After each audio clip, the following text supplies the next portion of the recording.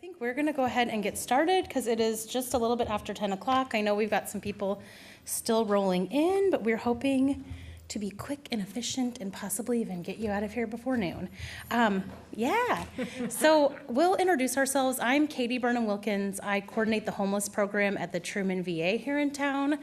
And then most of you know me from my job also facilitating our homeless task force, the Functional Zero Task Force, and our street outreach team. Hi, I'm Kelli Watkins-Turley. I'm with Department of Mental Health. I am a housing development officer, so I administer shelter plus care funding and then help facilitate coordinated entry in several regions of the state. And I work a lot in Region 5 with the coordinated entry process. Okay, so we wanted to also start by having you guys go around the room and introduce yourselves. So if you'll tell us your name and what agency you're with, and we'll start with our lovely friend Shannon.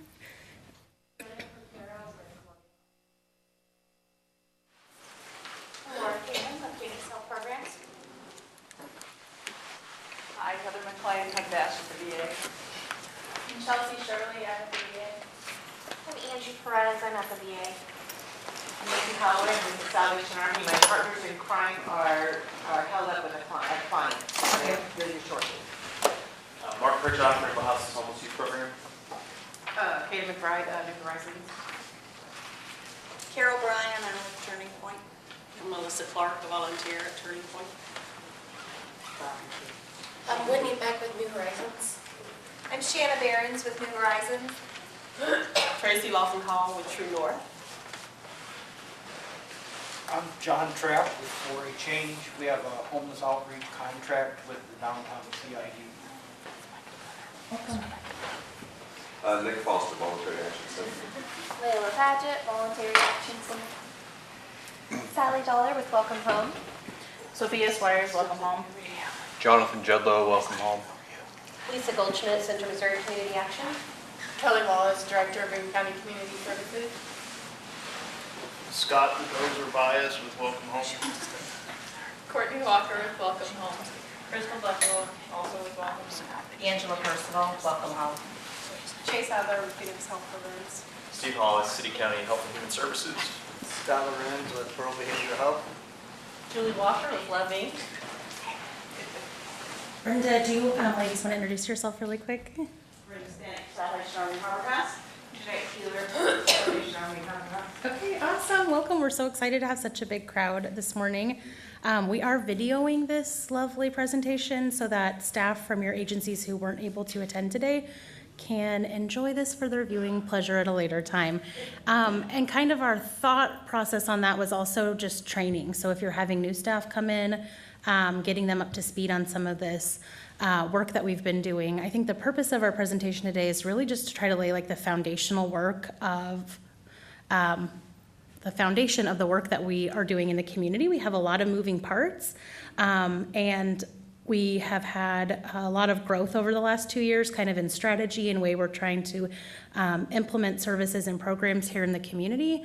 And then just acknowledging that this is an ever-changing process. So we're going through the planning stages for HUD's coordinated entry mandate. And I feel like in our meetings, we just see a lot of kind of blank faces, a lot of struggles with understanding like what's your role when you come to the task force meetings. If you're not coming to task force, what's your role at your agency in this work, and kind of how does it all work? So hopefully you'll be patient with us because this is Kelli and my first stab at this master presentation for this. So we're really looking for your feedback today too. If there are things where you're like, ooh, we don't think that made sense, or feel free to slow us down. We're okay with questions as we go along.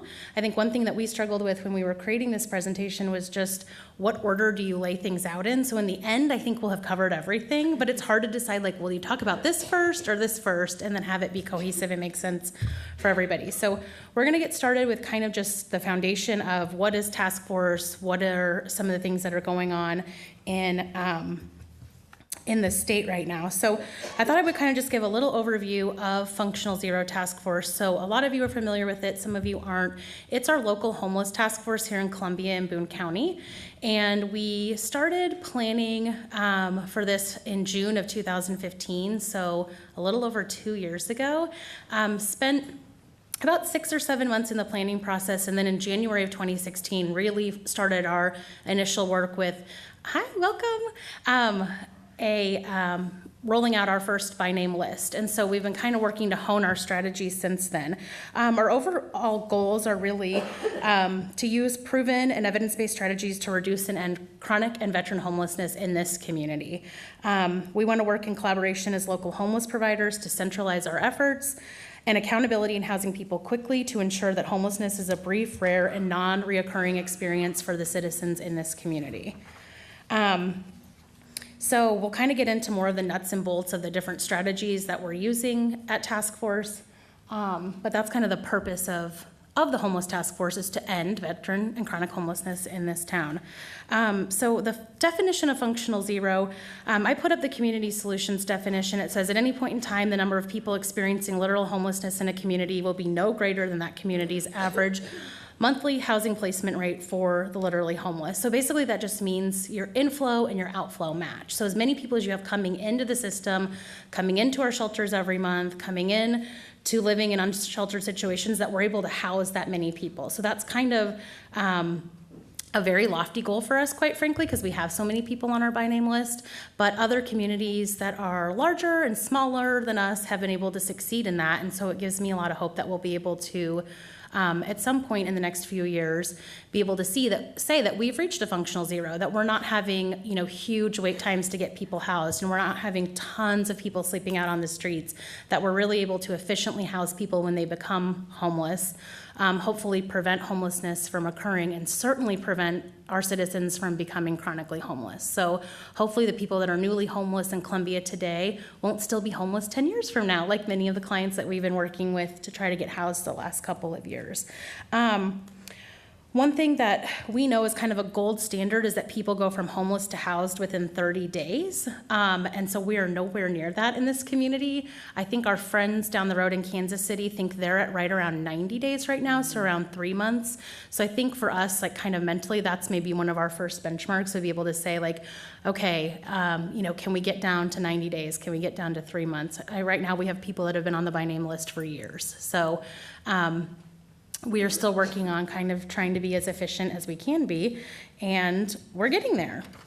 I wanted to do a little recap of the numbers. I think this is a great way to start, just with a lot of hope and inspiration, and I am personally incredibly proud of you guys and the work that everybody has done to achieve these numbers.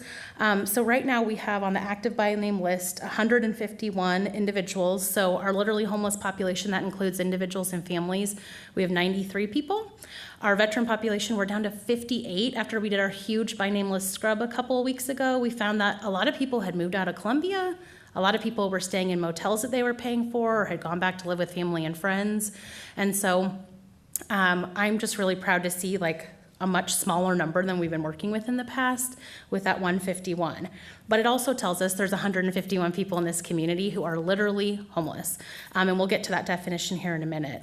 I think the number I'm most proud of is our housed 260 people. From January 2016 to today, we've housed 260 people. That is a lot to be proud of. So 131 of our literal homeless population and 129 veterans. And then we've rolled 347 people onto our inactive list. So inactive means that you've either moved in with family and friends, or paying for your own motel, paying for your own transitional housing, moved out of Columbia, you might have been incarcerated, you might be having a stay that's over 90 days in jail or prison. And that doesn't mean that you're forever off the by name list. It just means you're not active on the by name list. So you're not people that we're actively trying to house right now.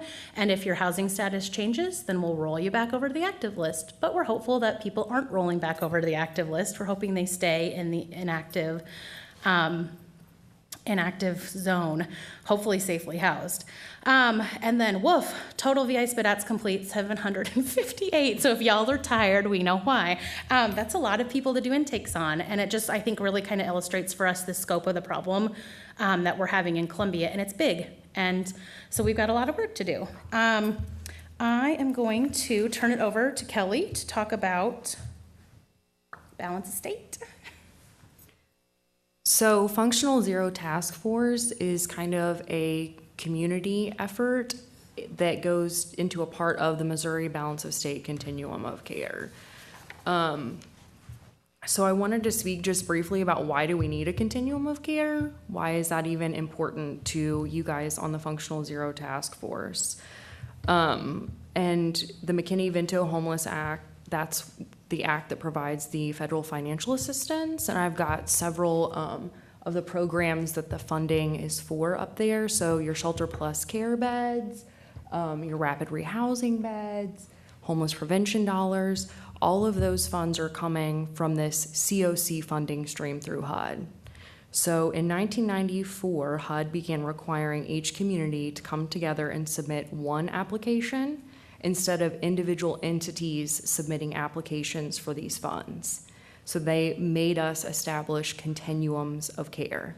And the community will talk together and decide what programs they think are most beneficial and they're gonna keep versus the programs they think aren't working well and need to get rid of.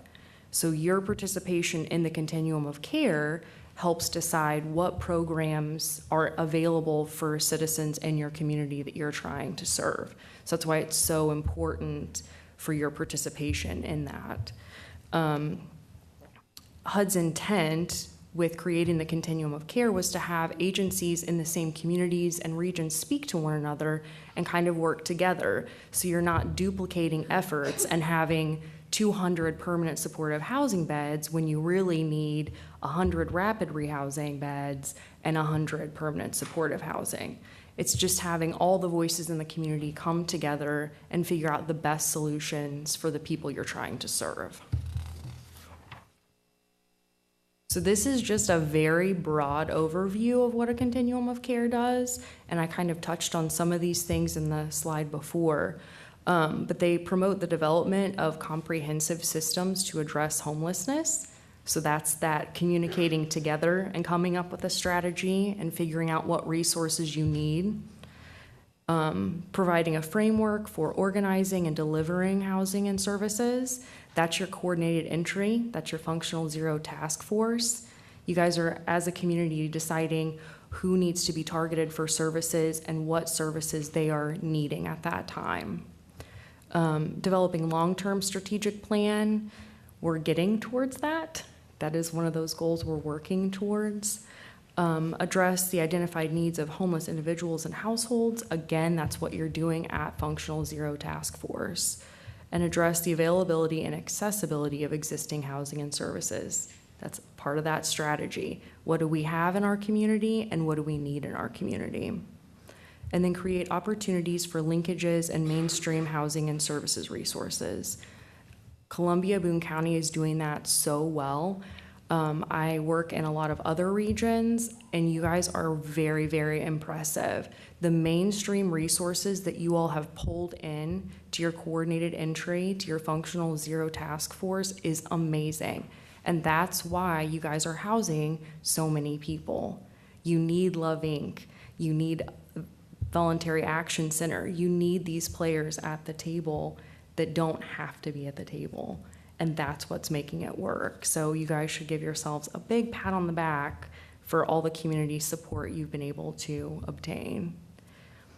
And another piece of what the Continuum of Care does is they have rank and review committee annually, and that is who decides what programs will stay and what programs will not be funded anymore. So again, that's why participation and knowing what's going on in the continuum are so important. And this is a picture of what balance of state looks like. It is 101 counties in Missouri. So it is a really large area and a lot of things going on. The Balance of State Continuum of Care is governed by the Governance Charter, which was established June 14 of this year. So we're kind of newly formed governance. Steve Hollis is the current board representative for Region 5. Whoop, whoop. And for any one of you guys who is not a current member of the Balance of State Continuum of Care, anyone who lives or works within the Balance of State, so those 101 counties, may become a member of the Continuum of Care free of charge. So if anyone has any questions about how to become a member, please feel free to email Katie, I, or Steve, and we will make sure to get you the information you need to do that.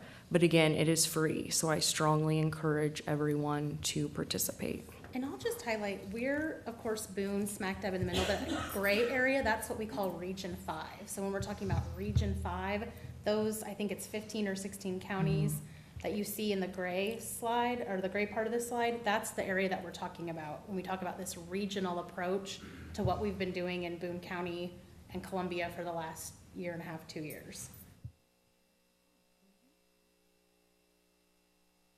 So now we're going to get into coordinated entry, which that is what in practice Functional Zero has been doing.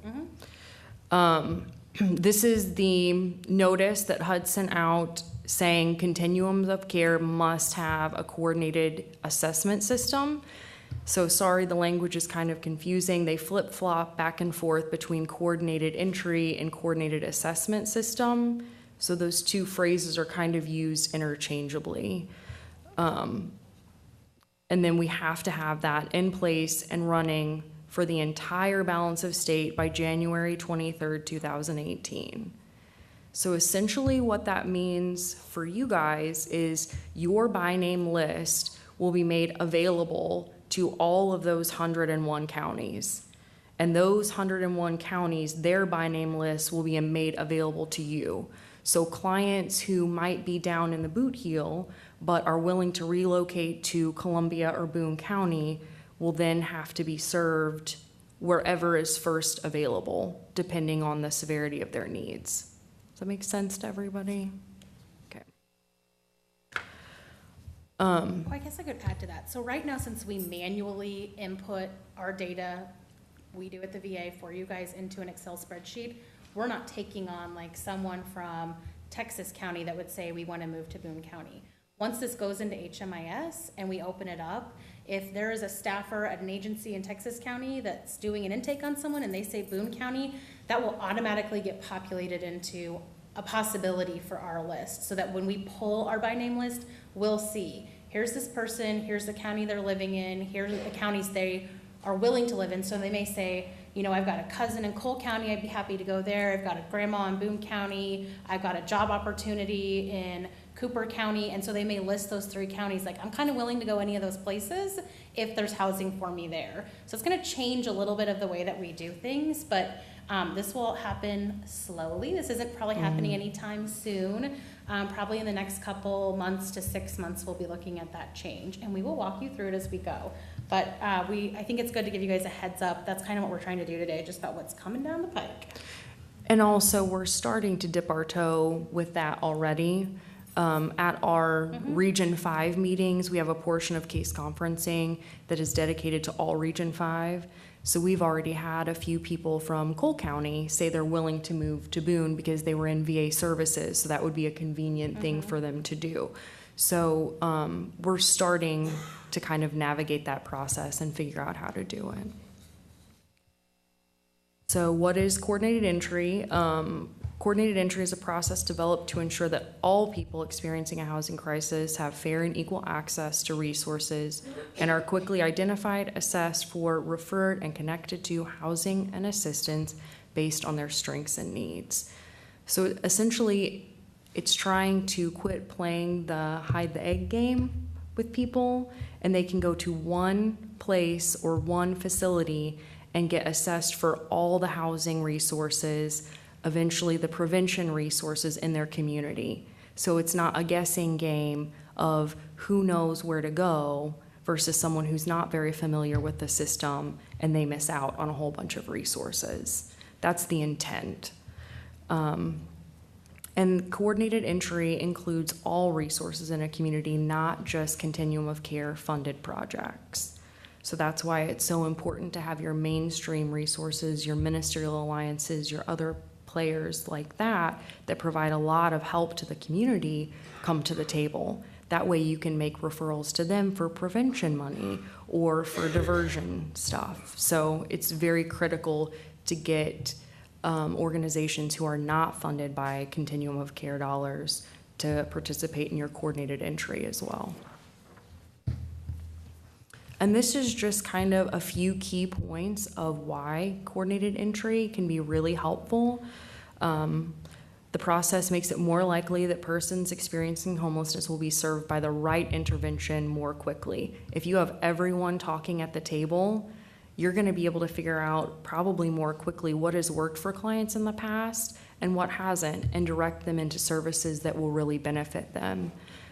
You won't be duplicating services. You're not going to be doing the same assessment at one agency and then they go to another agency the next day and get a very similar assessment done. It allows the community to serve the highest need first, because now you know who you need to be serving. You've identified those persons, and you can say this situation is more critical than this one. It makes it easier for communities to allocate the most appropriate services to those in need. And finally, I think one of the most important pieces of it is it allows for community-wide resource mapping. And that is so important. It's, again, that what do we have and what do we need?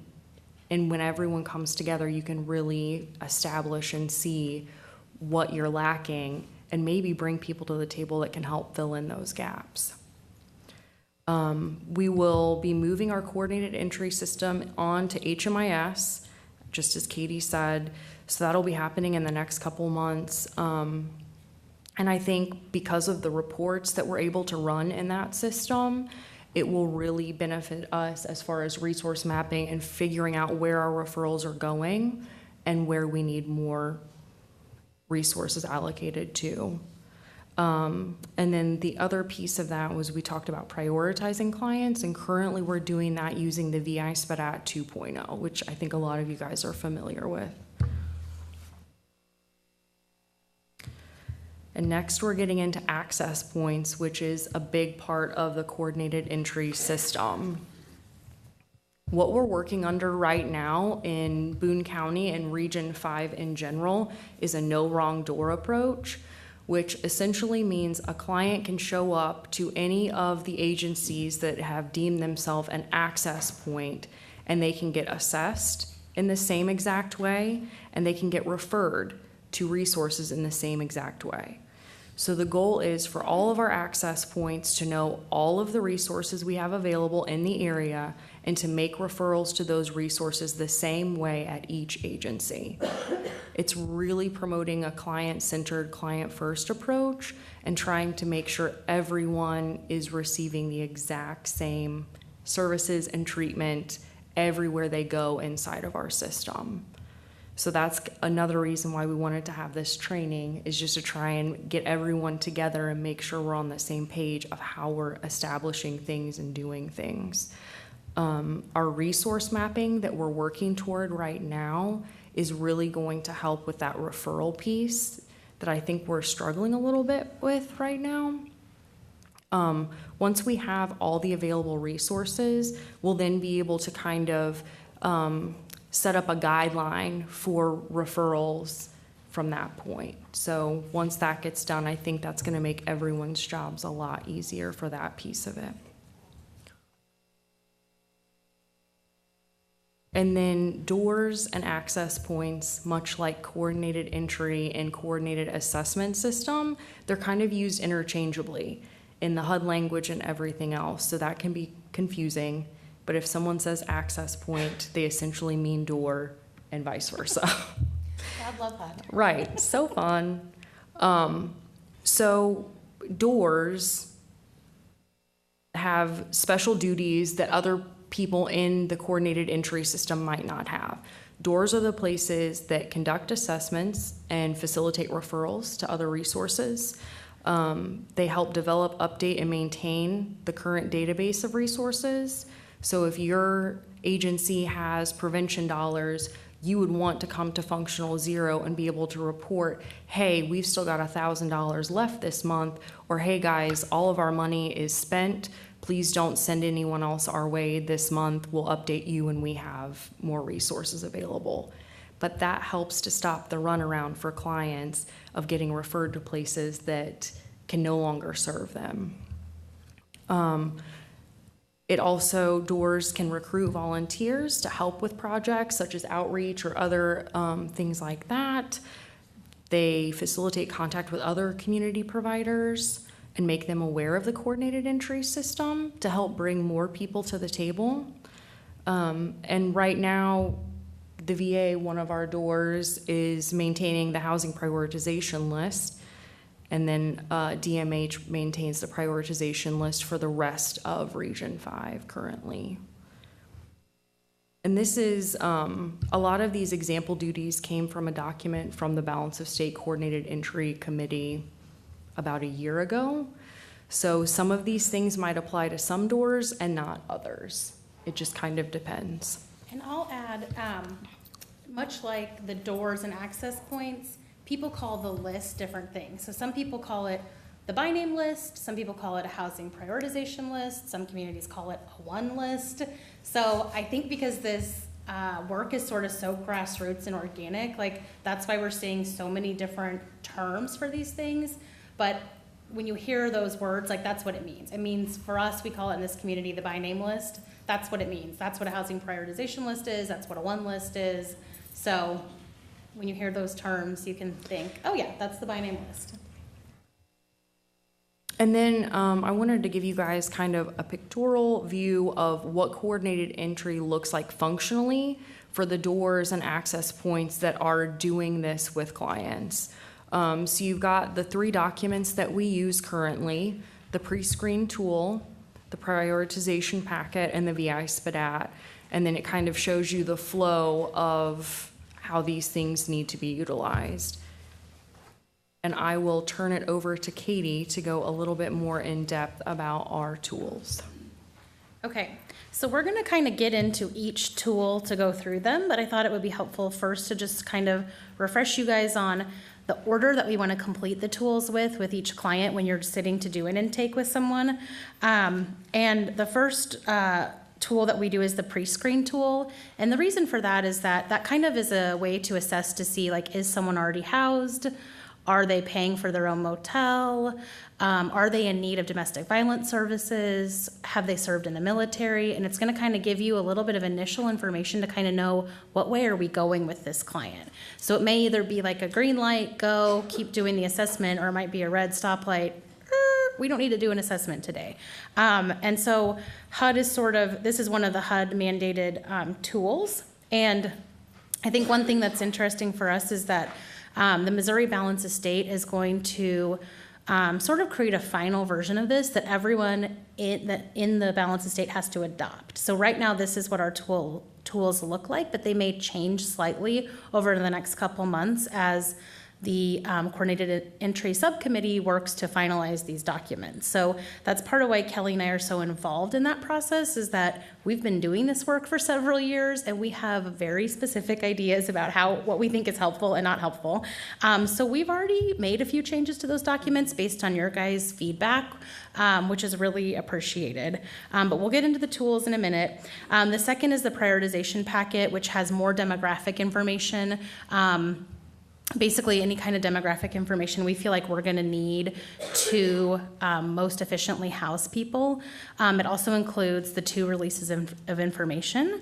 And then third, you would complete the actual VI SPDAT tool, and we'll talk about which VI SPDAT tool to complete with which population. And then the big kicker is making a copy of these documents to have on file at your agency. So if you have completed a intake on somebody and that's your client and you want to have that information going forward, right now the only way to do that is to make and keep a copy for yourself. And then you have to provide me a copy for the client to get added to the by name list. And while I think that seems very straightforward, that's something we've really struggled with here. I have the feeling that many of you have VA SPDAT sitting on your desk, but they've never come to me and therefore they have not gone on the by name list. And so that's how your clients are going to be able to access services. So it's really critical that you get that information to me. And we'll kind of get into how to do that in the next couple of slides. Okay. I think we should touch really quickly. The Coordinated Entry Committee in our November meeting is going to be discussing tools and kind of coming up with the final versions of things. So please, please, please email, let us know after meetings if you have any feedback about what's working with the tool or things you would like to see changed.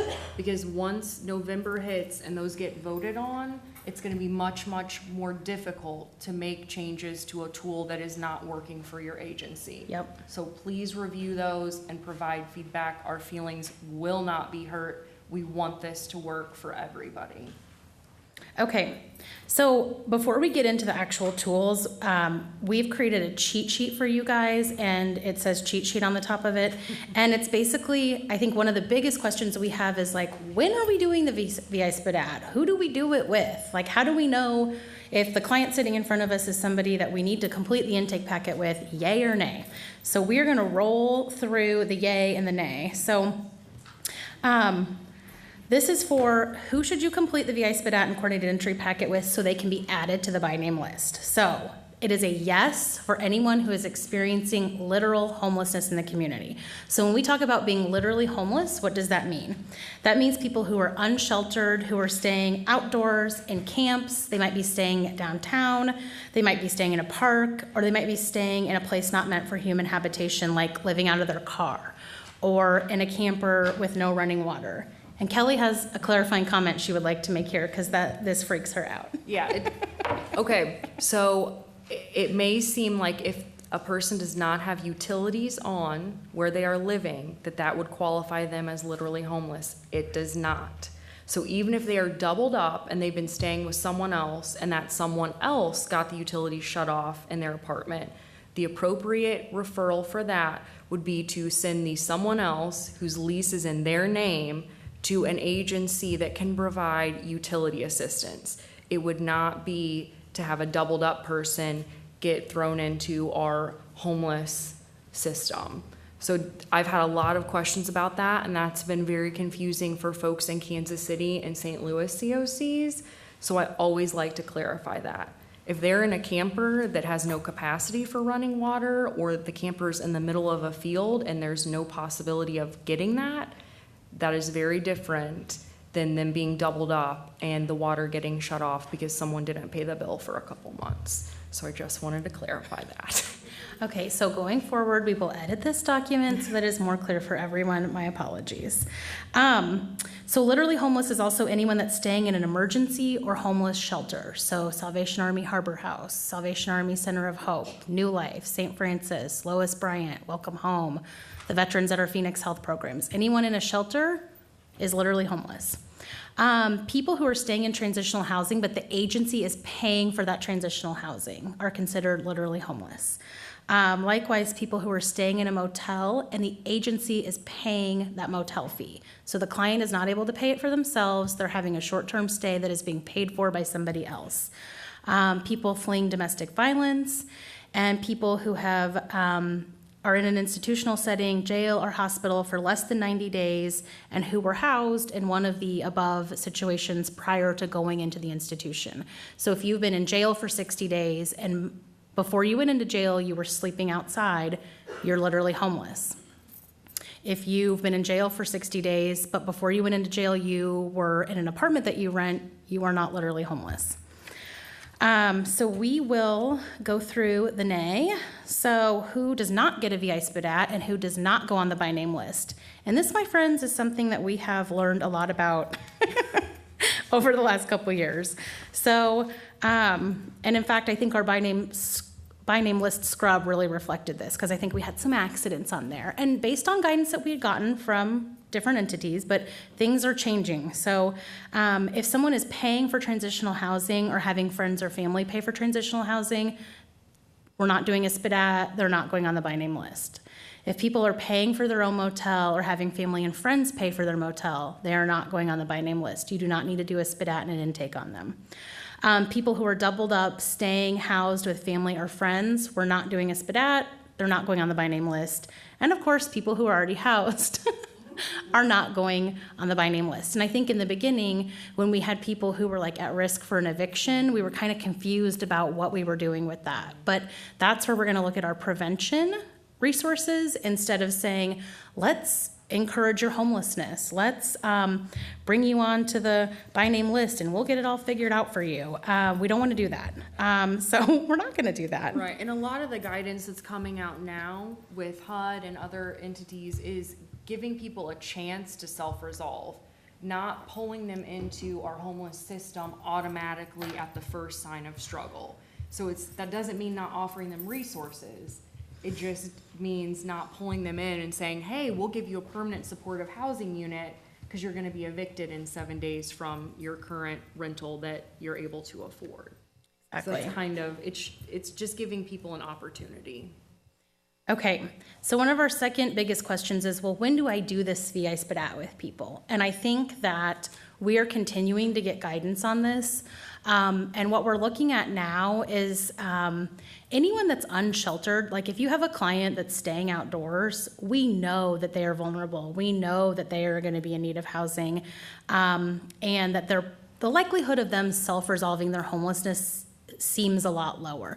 So if the timing is right, if it feels right, a lot of times with street outreach and engagement, it's not right. You're meeting a client who's really intoxicated or really struggling with mental health symptoms, and that's not the right time to sit and do a big long intake. But you may have a client that you meet with regularly, and we may say, hey, let's meet up at the Taco Bell on Clark Lane on Tuesday afternoon and just get this done. So typically unsheltered, we'd say kind of go ahead with that intake. When people are sheltered, we'll talk a lot more about diversion in some of the later slides, but we're kind of saying maybe we wait a little bit. Maybe we wait and see, can this person self-resolve their homelessness before we encourage them to enter the system and kind of give them that learned helplessness of like, we're going to add you to the by name list. And I think the feeling people get is that we're going to then figure out their problem for them instead of them. So we don't have like a clear-cut policy on this yet. That'll be coming in the next couple months with the coordinated entry documents, but it's just something to kind of keep in mind. Like if you're at the shelter and you got a client that comes in and you're like, she was living with her sister, she acts like she hates being here, I'm going to wait a week. I'm going to wait a week or two and just kind of see what she does. I'm going to see, does she stay here or does she end up going back with family? Does she stay here or does she say, you know what? Grandma just gave me $500. I'm going to go stay in a motel. I don't want to stay here. So we're just going to kind of wait and see what people do. So that's something I think internally at each agency, you guys kind of have to go back to your agency and think too, like, what are our policies around this? How are we training our intake staff around this issue? Are we, how are we making sure that we're implementing this philosophy throughout the community and how we do intake with people?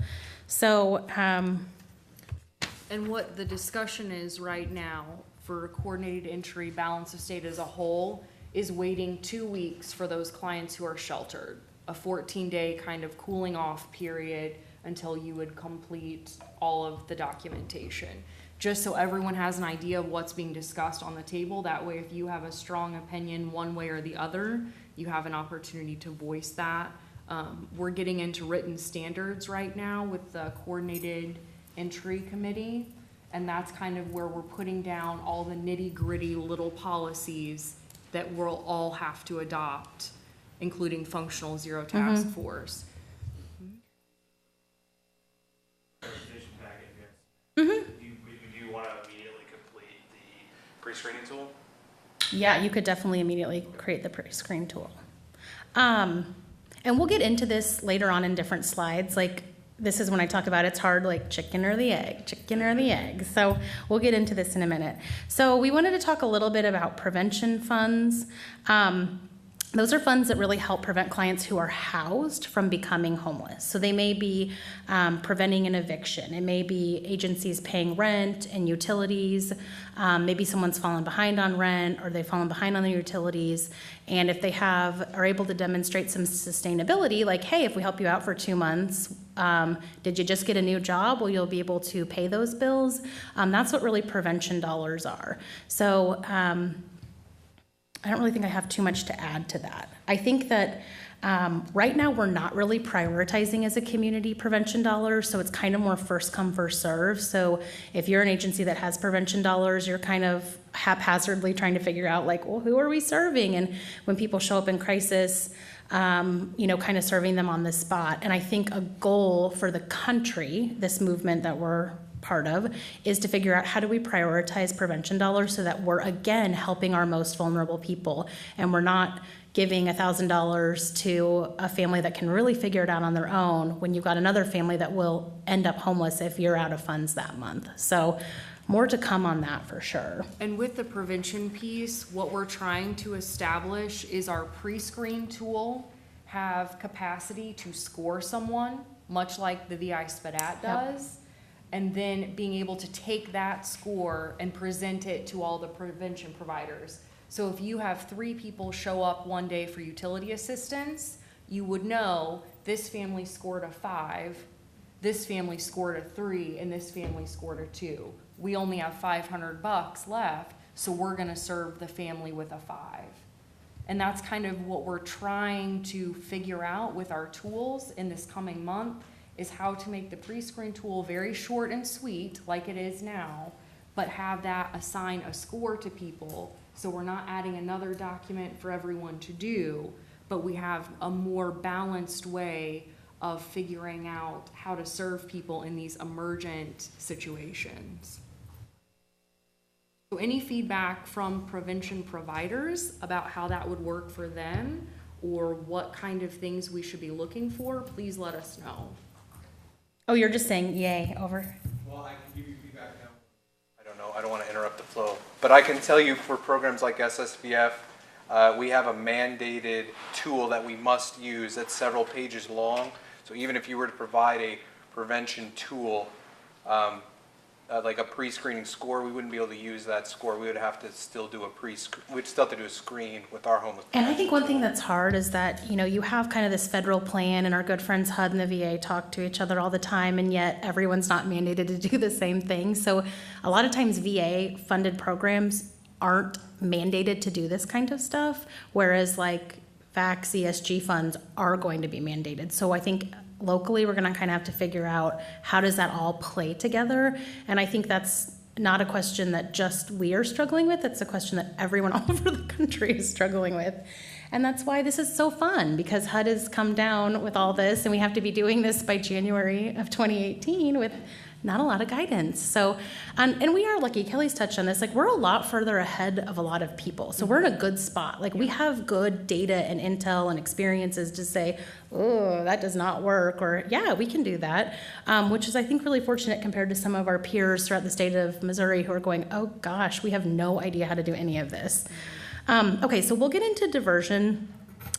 So diversion is a practice where I think typically when people talk about diversion, they lump prevention and diversion together, which I think is a mistake because they're two really separate things. So prevention is when someone is housed and you're trying to prevent them from becoming homeless. Diversion is when someone is already homeless, but you're gonna look to explore to see, do they have other natural supports and resources that could divert them from coming into the homeless system? So you have a client that shows up at the shelter and you're doing an intake with them, and you're asking them questions like, hey, you know, we just want to look at natural supports first. Do you have any family or friends that you could stay with rather than coming into the shelter today? And they may say, gosh, you know what? Yeah, I think my cousin Molly would let me come stay tonight. And you're like, great, let's look at that and see how that works out. Or you may say, hey, I know you're working at Chick-fil-A. You've got money coming in. Do you think that you could afford to pay for your own motel room instead of coming into the shelter tonight? And they'd say, yeah, I think I could probably swing that. Like, do you think Red Roof has openings tonight? And it's like, let's call and find out. So it's really looking at how do you reduce inflow into the homeless system. And so we know that we get a lot of intakes every week, every month. And to have a manageable by name list, we're looking at like, how do we reduce the numbers of people coming onto the list? And this is, I think, a thing that a lot of us informally do at our agencies. I know at the VA, when we screen for intakes, this is a question that we ask people, because a lot of times we'll have veterans that are presenting and we don't have a bed in the community. So we're forced to ask that question, hey, is there anybody that you know that you could stay with tonight? Because Welcome Home doesn't have a bed, and Phoenix doesn't have a bed, and Salvation Army's full up, and we don't have anyone that can get you down to Jeff City today. And so we're kind of doing that, but we haven't really formalized that process. And so I think that's something that each agency here in the room today needs to think about starting to do. Like, how do we want to do diversion in this community? We'll talk about this a little bit later, but through our Built for Zero project, we're actually going to be part of a pilot program that they're doing to test to see if diversion works in the United States. Our friends in Canada have really good diversion practices, and we're not really sure how that works with our homeless systems in this country, but we're going to be kind of looking to see if it does. So they're really just strategies that divert clients away from entering the homeless system. Like I said, it helps prevent monthly inflow. And then kind of what Kelli had touched on earlier, it's really encouraging clients to self-resolve. So I think that a lot of times when someone comes in crisis with their housing, we're helpers. A lot of us are social workers. A lot of us are in the helping profession, and we want to fix things and help people and offer solutions, but that may not be the best thing for our client. So we also have kind of a passion and a cause to empower people to figure out their own problems, come up with solutions to their own problems, because those are skills that they're going to need after they're housed, right? I mean, those are skills all of us need to kind of get through life. So it's really kind of shifting our philosophical thinking about not encouraging people to come into the homeless system if we feel like they have resources available to them to figure it out on their own. Because I think once people come into shelter, kind of the feeling is like, I'm going to settle in and get cozy. And like these people, this caseworker, she's going to figure this stuff out for me. And not all of our clients do that, but a lot of them do. And so that's kind of that learned helplessness where it's like, are we really doing people a service to say, come on in, come on in, come on in, we got you, we got you, we got you. Not that we don't want to be friendly and loving and compassionate and kind to people, but just to keep in the back of your mind, like, is this somebody that really needs to come into shelter? Is this somebody that really needs this specific service? Or can we look at doing something else with them? Does that make sense to you guys? It's something that I've kind of struggled to get the concept of, and I think I finally kind of get it, and I don't know if I'm doing a good job articulating it, but we will keep talking about it a lot. I think really the key is the offering the appropriate service for where a client's at. It's not denying someone services or turning someone away, which is something I really personally struggled with. I'm like, what do you mean? We're not pulling them into the system and trying to provide them with assistance. We are going to provide them with assistance. It's just a different type than they might have asked for initially. So that's kind of how I have to frame it to make that feel okay in my social worker brain. And so maybe an example is, okay, client comes in, we're doing an intake, Cousin Molly's an option, they're gonna go stay at Cousin Molly's tonight. But I'm gonna make an appointment for that client to come back on Tuesday to start case management stuff. Like, she doesn't have a birth certificate, she doesn't have a driver's license. So we're gonna still be doing those case management things, we're just not using shelter. Or, here's a list of food pantry resources, or, making sure that they know about Turning Point to go do laundry there if Cousin Molly won't let them do laundry there. So it's just kind of like, I think that's a really important point. It's not that we're denying services, we're just being more creative about how we deliver the service, I guess. So, and we're not good at this yet, so we're gonna have a lot of patience with ourselves and each other while we get good at this stuff. Okay. So Prescreen Tool, we're going to turn this back over to the lovely Kelli, who is the coordinated entry document specialist in our community, to talk with you about these tools. Do you need a copy of the tools to look at up here? I don't think so. Are you sure? Yeah. Okay. So the Prescreen Tool was created way back in the day, about a couple years ago, from the Balance of State Coordinated Entry Committee. We have tried to adapt it a little bit to make it more functional, because when we first got it, it was just super confusing. Even though I've used it a lot and know a lot about it, I was like, this is not clear what you're supposed to do with a client if they answer this, or this way. So we've tried to have little side notes to show, like, VI SPDAT. If they answer it this way, you need to go ahead and do the VI SPDAT. If you answer it that way, they need to be doing prevention referral. Don't VI SPDAT them, or they need to be doing diversion. So we're still very, very much working on this Prescreen tool. I was hoping that we would add a couple more questions and maybe get rid of some of the fluff stuff.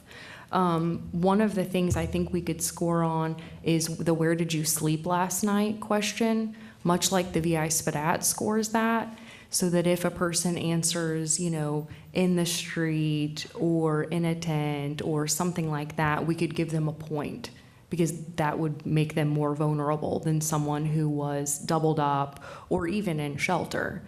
So that was kind of my thoughts on the Prescreen tool, is associating points to specific responses in the tool.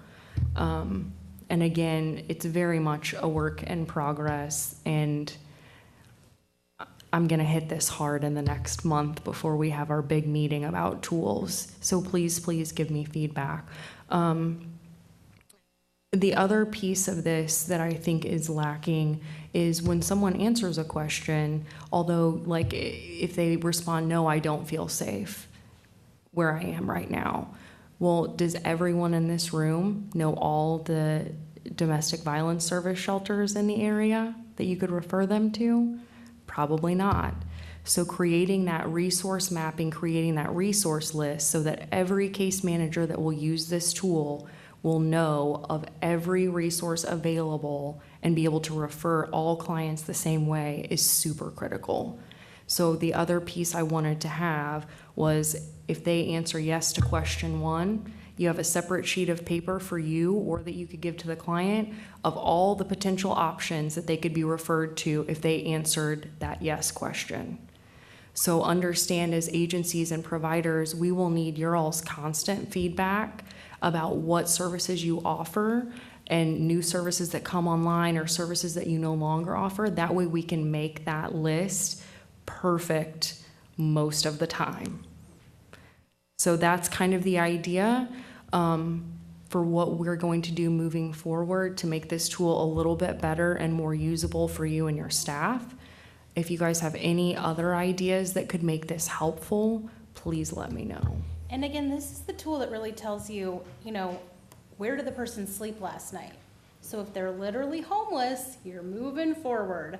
If they're in their own housing, if they're paying for a motel, if they're paying for transitional, that's like a stop sign in your mind, like, we're not doing that. And so there's kind of notes on here about, Kelly's put in the blue, like VI SPDAT. So that means like proceed to VI SPDAT. So hopefully that helps you guys kind of trigger your memory in the moment when you're in with a client about like, what am I doing next? Am I doing this intake or not?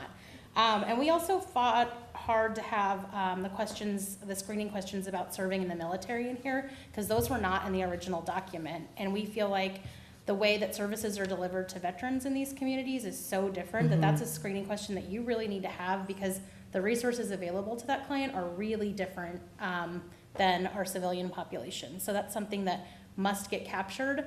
I think Kelly and I kind of tried to combine what they had created with our additional non-scoring questions and kind of marry those two up together to make sure between that and the prioritization packet, like all of that data that we had decided we really need is captured somewhere in these documents. Ready? Yep. So I think a lot of you guys are familiar with our big bad prioritization packet. We've made quite a few changes since we rolled out at functional 0. So I hope those have worked well for you guys. We've tried to be very responsive to your feedback about that tool. So right now, just some of the more recent changes that people might not be aware of. We added for disability, we added a separate question for disability verification. That way we will know when we're pulling off our prioritization list, the by name list, and making referrals, we'll know if this person has disability verification and can immediately go to Shannon for her Shelter Plus Care bed. Because if they don't have that disability verification, they might need to just look at rapid rehousing options. And the guidance has been for us that we allow clients to self-report. So they don't have to be verified at the time of intake, but if you have a client that has a disability, whether that's a mental health diagnosis or some kind of physical disability, diagnosis of HIV and AIDS, and we'll get into that kind of when we get to that page, but it's okay for clients to self-report and then verify on the back end. If you happen to have, like our friends at Burl, a lot of the times their caseworkers have been working with this client already and they know that stuff. So they can go ahead and verify disability immediately, send that in with stuff when they send in the intake. And I want to talk a little bit about this front page. So right now, Jade, who is our medical support assistant at the VA, she is actually the person who primarily enters the data. Sometimes if we have a huge influx, I will also enter data with her, like after Project Homeless Connect or something. But we want to take the guesswork out of this for her. So that is an incredibly gracious thing for her to do for us. So I do not want her hunting and pecking through your documents, trying to find, is this person chronically homeless? Does this person have a disability? Like, you need to spell that out in black and white for her on the front page so that when she is entering data, she can just bang it out and have it be fast and easy. She is not a clinician, and this is feedback she has given me and very openly given our VA, and I hope I'm not sounding too harsh about it, but we really want to make it easy for her. And then when we roll into HMIS, you're going to want to make this easy for yourself if you're entering your own data, or if there's someone at your agency that's going to enter data for you, so that this is not like something that they're trying to guess what the answers are to these questions. Like, the score needs to be on there, yes or no, on all of the disability verification, and chronicity questions. And that would be much appreciated. Right now, we're being a little harsh on this, and if you guys don't send that packet incomplete, I go through it before I give it to Jade and like hunt and peck for that information for you, which I'll be really honest with you is kind of annoying to me. And if your packet isn't complete, we're giving it back to you because we can't enter information onto the by name list without all the information there, because it really hurts the quality of our data. So, but we'll keep going through this. And once we get into HMIS, it will really be a problem if all the data isn't there. It will really, because it's going to reflect badly on our COC, because HUD is making the COC turn in all these data quality reports to them. And so then our scores can go down as a continuum of care, which can hurt the overall funding for the continuum of care. So it's really, really critical that, especially as we move into HMIS, which is going to happen very, very soon, that we have these data elements that we can enter in when we're putting someone on our list. So I think that's like part of why we want to do this training today. Like, we want you to understand like how the chain of events affect each other. Like, this isn't just like, oh, because we said so. It's like, we're trying to help this community be really strong and get as much money as we can. So you got to play the game to get the money is pretty much the way I see it.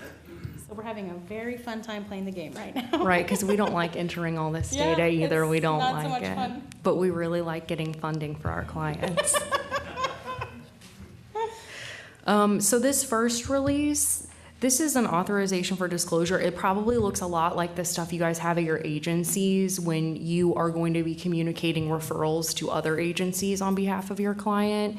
It's really, if the client already has an existing case manager that could be helpful in talking about their situation in case conferencing. The other time this would be really useful is if they have someone outside of our functional zero task force that is working with them a lot, and being able to invite that person to come into case conferencing and speak on their behalf and provide updates. That way we're not duplicating services necessarily in our functional zero task force. If they've got a ministerial alliance or some other volunteer that's already providing case management, let's not assign them a second case manager at our functional zero task force, which is already so limited, right?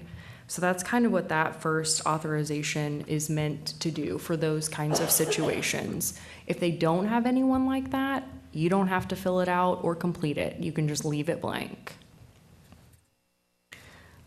The next page is our big intake form, and a lot of this stuff is either what we need for HMIS to have a quality entry into Client Point, and then the other things are things we thought it would be really critical to have when we're making referrals on their behalf to housing placements. So the big thing is in the housing questions. Those first three, are you living in these situations? That helps us determine if they're literally homeless, which they should be if you're doing this packet.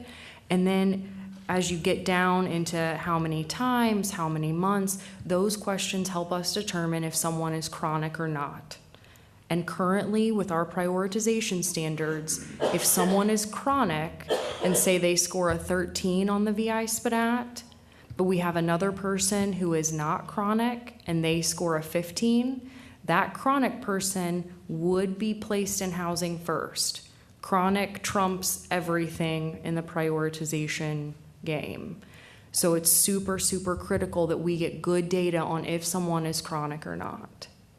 And the other piece to chronic that I think is something that we often overlook or forget is for them to be able to be chronic, they must have a disability.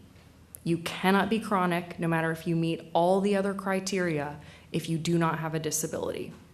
It is not possible. And I will say this, that kind of sounded scary to me at first, and then you think about our client population, that is not hard to accomplish. Like most of our, it's very rare that you're gonna have a chronically homeless individual that has no mental health, no substance abuse, no physical health issues. Like, I've not met that person in my 10 years at the VA, so take a sigh of relief over that one, because if you really think about it, that would be a very odd case.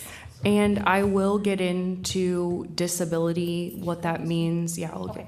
And that piece of it in just a minute. That way you guys can see the definition of what that means. Because I think once you see the definition, you're going to be a lot more comfortable with, yes, basically every client I've met that's been on the been homeless for 12 plus months would meet this disability definition.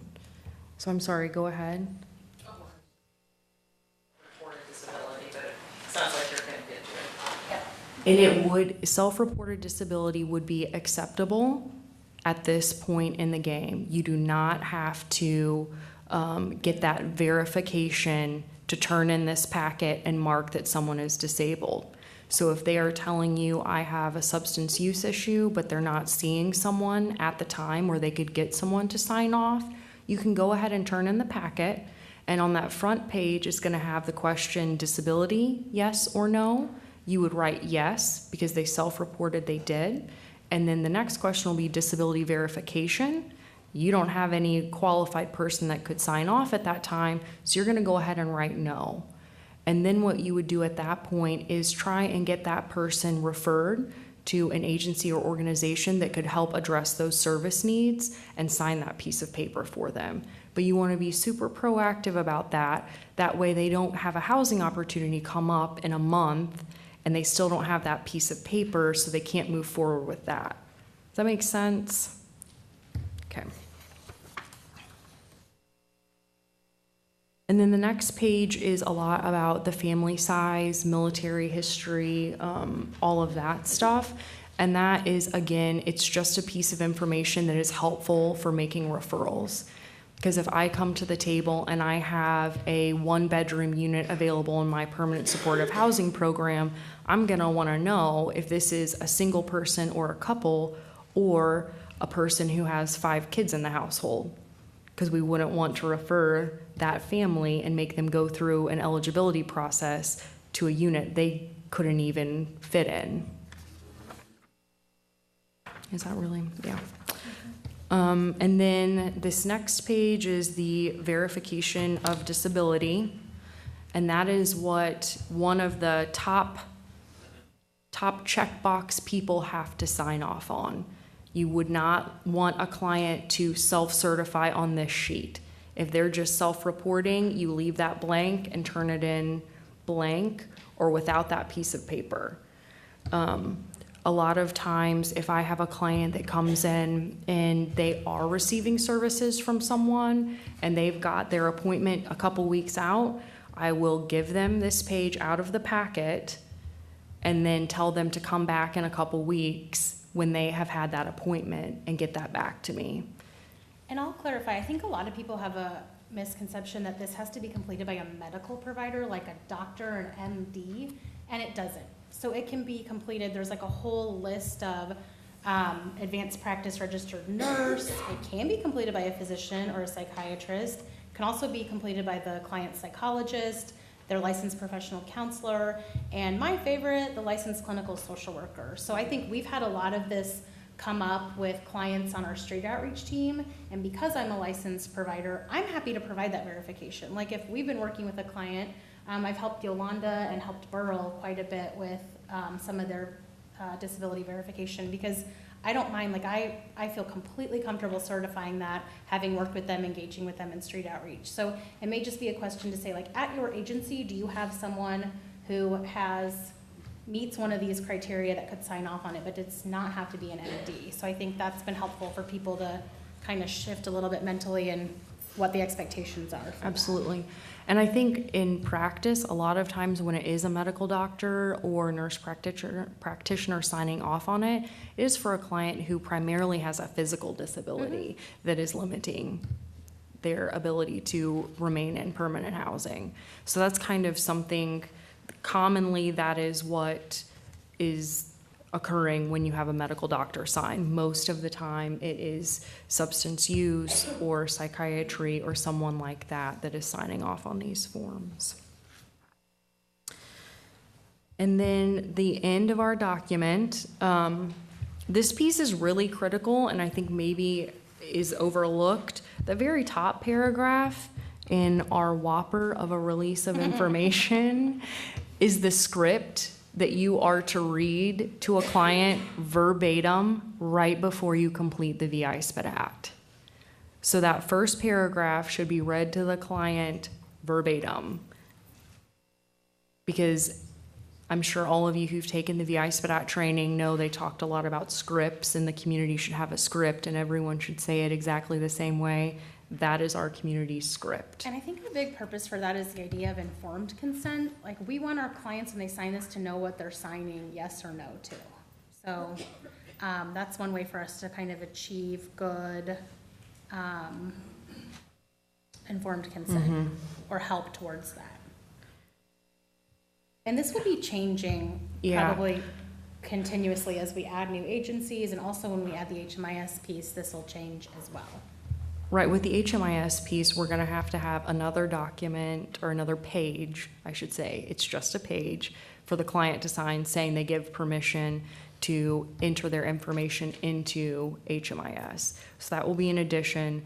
The other big consideration, and something I've kind of struggled with and brought to the coordinated entry committees, is we're probably gonna have clients that are willing to move to other regions. So if we're the ones doing the case management, we might be having to represent a client in Region 9 and say, hey, here's their status, they're still homeless, keep them on your list, they're still willing to come down here. So while this is very comprehensive for Boone County, this is not comprehensive for balance of state, where you might be having to case conference for a client. So that's kind of something we're trying to figure out, how we're going to give those protections all across for any time we need to speak on a client's behalf and represent them for the coordinated entry system. I think anticipating that one way we'll get around that is that we'll have a memorandum of agreement or understanding for the first time with the balance of state about confidentiality, about how we case conference, about what we do with that information. In the past, when we started task force, we went round and round and round about this. And at the end of the day, there was no entity to sign with for confidentiality. So the VA runs the task force meetings and we keep the by name list, but like VAC is not gonna enter an agreement with the VA about how we're doing this. So there was no established like 501c3 or sign a confidentiality agreement with. And so it was kind of a gentleman's handshake about, here's what we're doing. We've done a lot of training with you guys about confidentiality. I think the majority of us in this room have really strong professional ethics that would prevent us from misusing client information. But I think that's one awesome thing about coordinated entry, is there will at long last be an actual formal process where you as an individual that goes to case conferencing will sign a confidentiality waiver about what you're allowed and not allowed to do with the information that you learned at that meeting, and an emphasis on the importance of confidentiality for the information that you're about during the meeting, which I think will make the release of information process easier as well. Right, and just to reiterate what Katie just said, the discussion at the balance of state big level has been that each individual that will come to case conferencing meetings, no matter where you are in the state, will individually sign a confidentiality agreement. So it won't be just an MOU that the director of your agency signs. It is every person that's going to sit in that room and be privy to that information must have that document signed. And so we're working on creating that document and having that done. And we will be sure to inform everybody when that starts rolling out. That way everyone has an opportunity to get that signed and in before case conferencing. And the other way we've established comfort is have your client sign your agency's release of information. So we made a special release at the VA for this project, for task force. And then as we've rolled out coordinated entry in Region 5, adding the Region 5 piece, so that clients know that they're releasing their information to this group. So there is no misunderstanding about how that's happening. So they sign everything in the packet and then they sign our release. And so that may be something, if your agency hasn't been doing that, to really think about like, okay, what's our agency's release of information for these projects?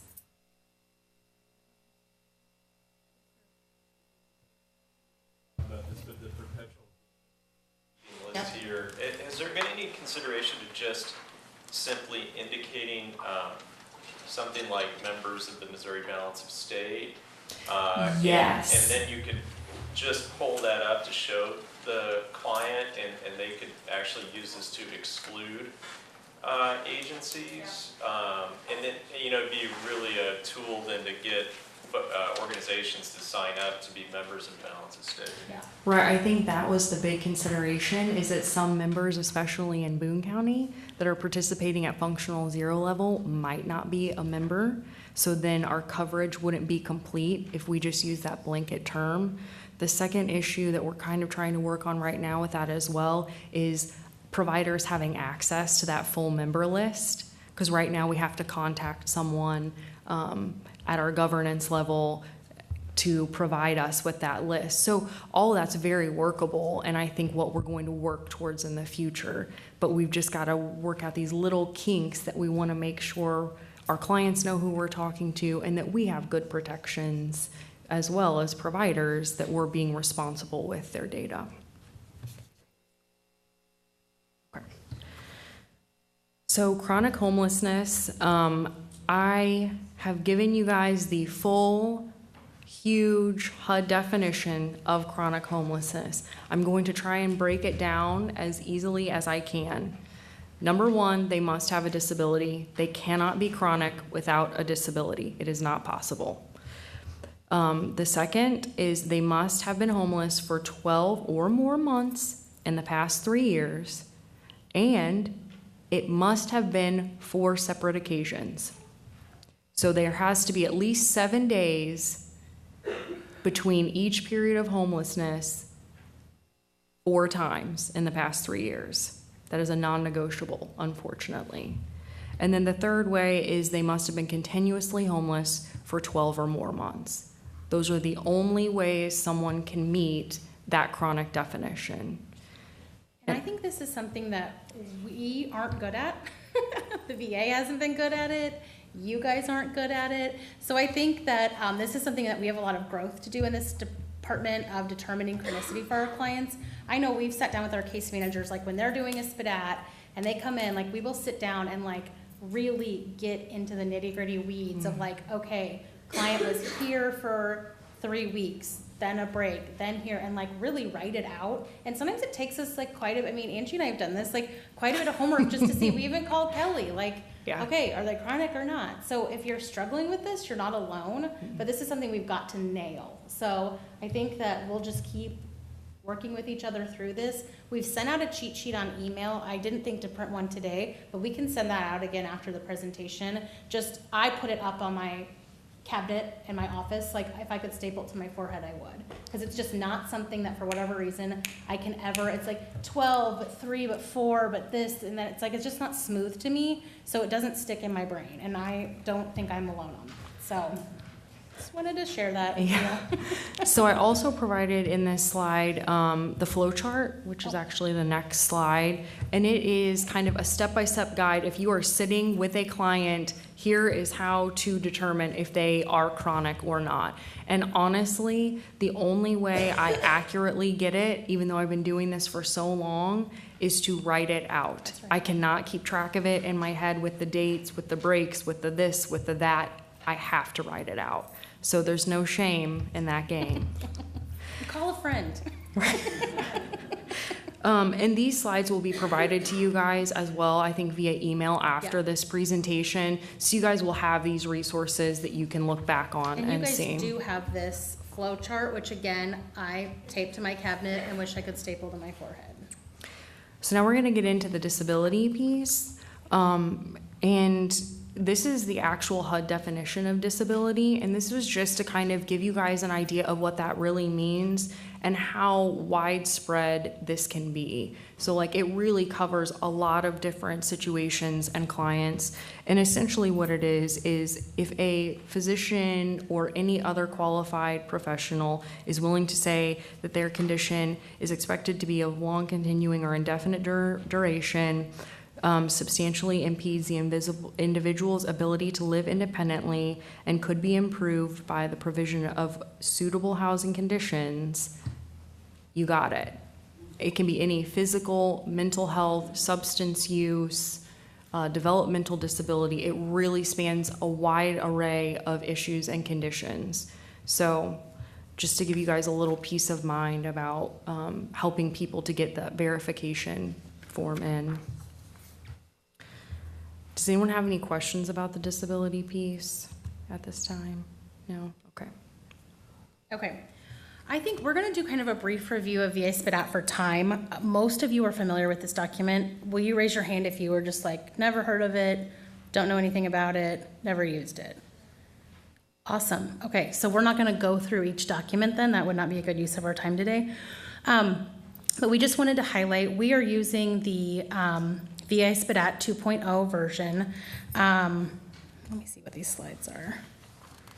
Yeah, we'll get to that slide in a minute. The VA SPDAT stands for Vulnerability Index Service Prioritization Assistance Decision or Data Tool. It's basically a tool that was created from our friends at Community Solutions and at OrgCode. They combined two of the tools that they had both been using. These are agencies that are like kind of the forefront thought leaders on ending homelessness in the United States and Canada, and combined it together to make one tool that basically assesses clients' vulnerability, their chronicity, and really the risk of dying on the street. So it's the tool that we use to really look at how vulnerable is a person that we're working with. And then that's one of the pieces of information that we use to decide who we're going to assist first.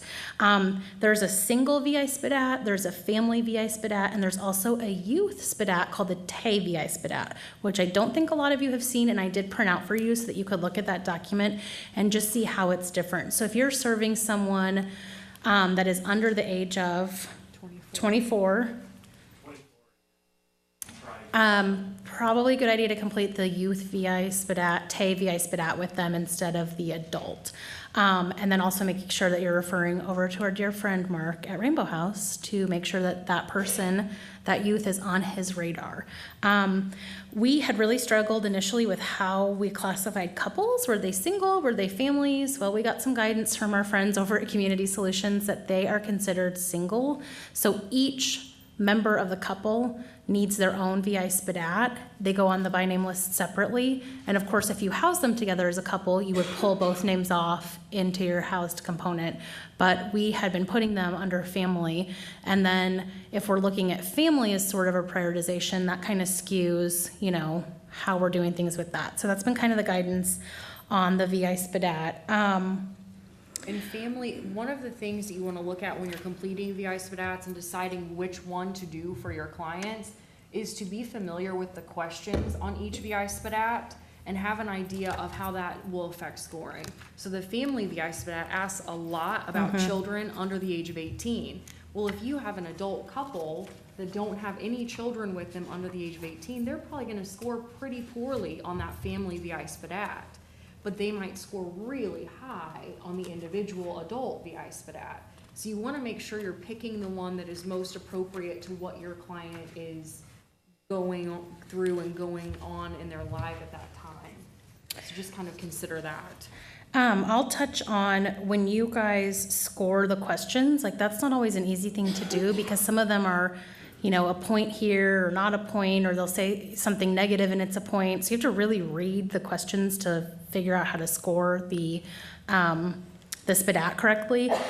We really want for you to mark the grand total and circle it on the SPDAT, and then it needs to go on the front of that prioritization packet as well. So just because you tallied up the score for us here, in the beginning of our adventure, you guys did not tally up your own scores. And again, that's really time consuming for our staff at the VA to do that for you guys. So if you could kindly just complete that yourself, that would be much appreciated. That doesn't happen very often these days, but it does sometimes happen. And then a thing that we've been trained on a lot is really the last section, which is on the follow-up. So if you're doing this on an unsheltered person who doesn't have a home, doesn't have a phone, doesn't have an email address, like you want to get really nitty-gritty on where they are. Like, are they at the libraries on Monday? Can you find them at Turning Point? What is their exact location of their camp if they'll disclose it to you? Is there a cousin, a friend, a sister, a brother, a son that they use as like an answering kind of phone that you could contact, or like a next of kin or an emergency contact? So if we cannot find this person anywhere and we're trying to house them, like how do we get in touch with that person again? And so that's really critical for our vulnerable populations, that we get good intel on their whereabouts, where we might be able to catch them during the day, where they sleep at night, and if they have any next of kin information about how to get in touch with them. So talking about the scores, so these break out slightly differently for single, family, and youth, but the gist of it is the same. So the vulnerability index scores on a range of 1 to 17, and the points consider the following areas of functioning: age, housing, chronic homelessness, use of emergency services, risk of harm, legal issues, risk of exploitation, money management, meaningful daily activity, self-care, social relationships, physical health, substance abuse, mental health, medications, and abuse and trauma. So individuals that score lower on the list kind of indicate less of a need for help, and of course you're high scoring or you're most vulnerable. So the scores break out to kind of mean this. If someone's scoring a 0 to 3, that means that they're probably not going to need a housing intervention from our community. And so one thing that's been nice about using this, like at our agency at the VA, is it's given us a lot better perspective on how to have a conversation with the client when we're done doing their VI SPDAT. Like if you're scoring a 0, you're probably not going to get a VASH voucher. So we're going to help them realize, like, let's let the dream die on that. We're going to need to be looking at a different housing option for them rather than our really scarce resources of our subsidized supportive housing in this community. And so likewise with you guys at your agencies, like if someone is scoring that low, like they're probably not going into your housing unit. They're probably not, may not even get your rapid rehousing monies unless there's some other mitigating factor there. So it kind of gives you a tool just to like be more realistic with the client about what to expect and set expectations with them. A score of 4 to 7 indicates an assessment, a need for further assessment for rapid rehousing. So those are your monies that would help people pay utility, pay deposits, pay arrears in utility and rent to get into a future apartment. And a score of an 8 or more indicates a further assessment for permanent supportive housing and housing first placement. So when we talk about permanent supportive housing, typically we're referring to the vouchers in the community, like our Shelter Plus Care, like our HUD VASH vouchers at the VA. So units that are subsidized, meaning that the client's going to pay a portion of their rent, and also come with supportive case management. So meaning that they're going to have someone that continues to follow them in their housing. And so we want to be sure we're using those scarce resources really carefully. So we don't want someone that scored like a 2 and can self-resolve and pay for their own apartment to be using one of the vouchers that somebody that is really needy and needs that case management and needs that subsidy. We want to leave those vouchers open for that population. A big question we've had in this community is, when do you re-VI SPDAT? So if you did a SPDAT a year ago, like, do you do one again at some point? Do you not? Originally, our guidance from Org Code, the people that created this document, was to do it every 6 months. And then I think about a year and a half into this, they were like, that doesn't make any sense. Nope, we're over that. We don't like it. We're not going to do it. So the current guidance has been to re-VI SPDAT the client when that client has a change in their housing status, or if they have a change in their lifestyle, their situation, their circumstances that would impact their VI SPDAT score. So that will kind of depend on each case manager to ascertain, has something so dramatic happened that we feel like it's time to VI SPDAT. So you may have had a client that was paying to stay in a motel and you hadn't done a SPDAT on them. And then they end up being unsheltered. So you're like, okay, it's time to SPDAT them. You may have had a client that was staying at Salvation Army Harbor House and had scored a 6 and then all of a sudden they're back out on the streets, they've lost their job, and they may be scoring much higher on their vulnerability. So you would just kind of decide case by case, like when you're going to do that. And this is something I think will be critical for the staff at your agencies to understand, like, when am I doing this? The other big piece is new diagnosis of health conditions. Yeah. And needing treatment for those conditions. So if they've been sent to the hospital a lot recently, or they have a new chronic health condition, that can dramatically change their score, and is something that you should be kind of just keeping an eye out for, because that will change their SPDAT score a lot. Okay, so this is kind of both of us thing, but this is about the VI SPDAT training expectations. And so the expectation with the coordinated entry process is just that anyone at any agency that's going to complete a VI SPDAT has to do the org code training on it. So the org code training is online. We'll send out the link to that. But it's a short training, it's about 20 minutes, and just kind of teaches you how the survey needs to be completed. And we're really doing this so that yes, Marcus Reynolds. Go ahead. Uh-huh. Redo. Uh-huh. Would you consider would you include the pre-screen with that the second time around? I don't think so. It would just be the SPDAT. And then let me clarify this. Then you have to provide that to me in order for it to go on the by name list. So, yes, but my loves, not everyone is doing that so well. So if you do a re-VI SPDAT, right now, that's got to come back to the VA so that we can get that updated for you. So we can see, like, okay, here's the entry that we have. What changed on that entry? Is there a new disability that's been diagnosed? Did their score change from a 5 to a 12? Like, we've got to make those updates so that they are put into the pool of housing in the correct way that we want them to be. So back to the training. Everybody needs to complete a training. When you are done, there's no function to print it at this point, which is really silly. So you want to screenshot your score and then email it to myself and Kelly, and we keep it on record for you, just so that we can be in compliance with what our COC's expectations are. So again, this is something where it's like, if we have good compliance on this, this helps us with our points on our applications and more funding for this community. We also just want consistency in how we're doing this SPDAT. So because we have no wrong door and we have so many people doing intakes, like, the more consistent we can be, the more fair our process is. And so that training is really critical so that you know what you're doing when you go to sit down and do an intake with people. And if you have questions, we all have questions all the time. Feel free to bring those to the task force meeting, shoot us an email. We do a lot of consultation with our national project coaching about, okay, here's this weird thing that happened, like, what would your answer be? And try to get someone that's an expert to tell us what the answer is. And something else that's available to anyone, because it's a pretty short training, it's not that in-depth. I don't know how helpful it is to a lot of people. I am also happy to come individually and sit with you and do a practice SPDAT or SPDATs. So if you guys still don't feel comfortable after you've completed the training that you're ready to do this with an actual client, please contact me, and I'm happy to come and do that individually with you so you get comfortable. Awesome. Okay, so we wanted to talk a little bit about the importance of complete packets. We've touched on this throughout the presentation today, but it's really critical for us to have all of the information, to have quality data.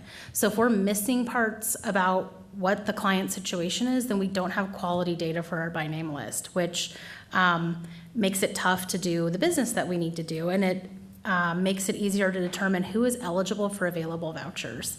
So regarding specifically chronicity and disability.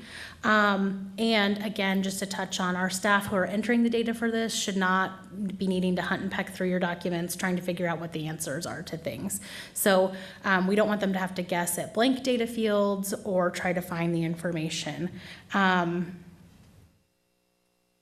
And then we'll talk about timeliness of getting packets turned in. So this, to me, is one of our biggest issues that our community is still struggling with this.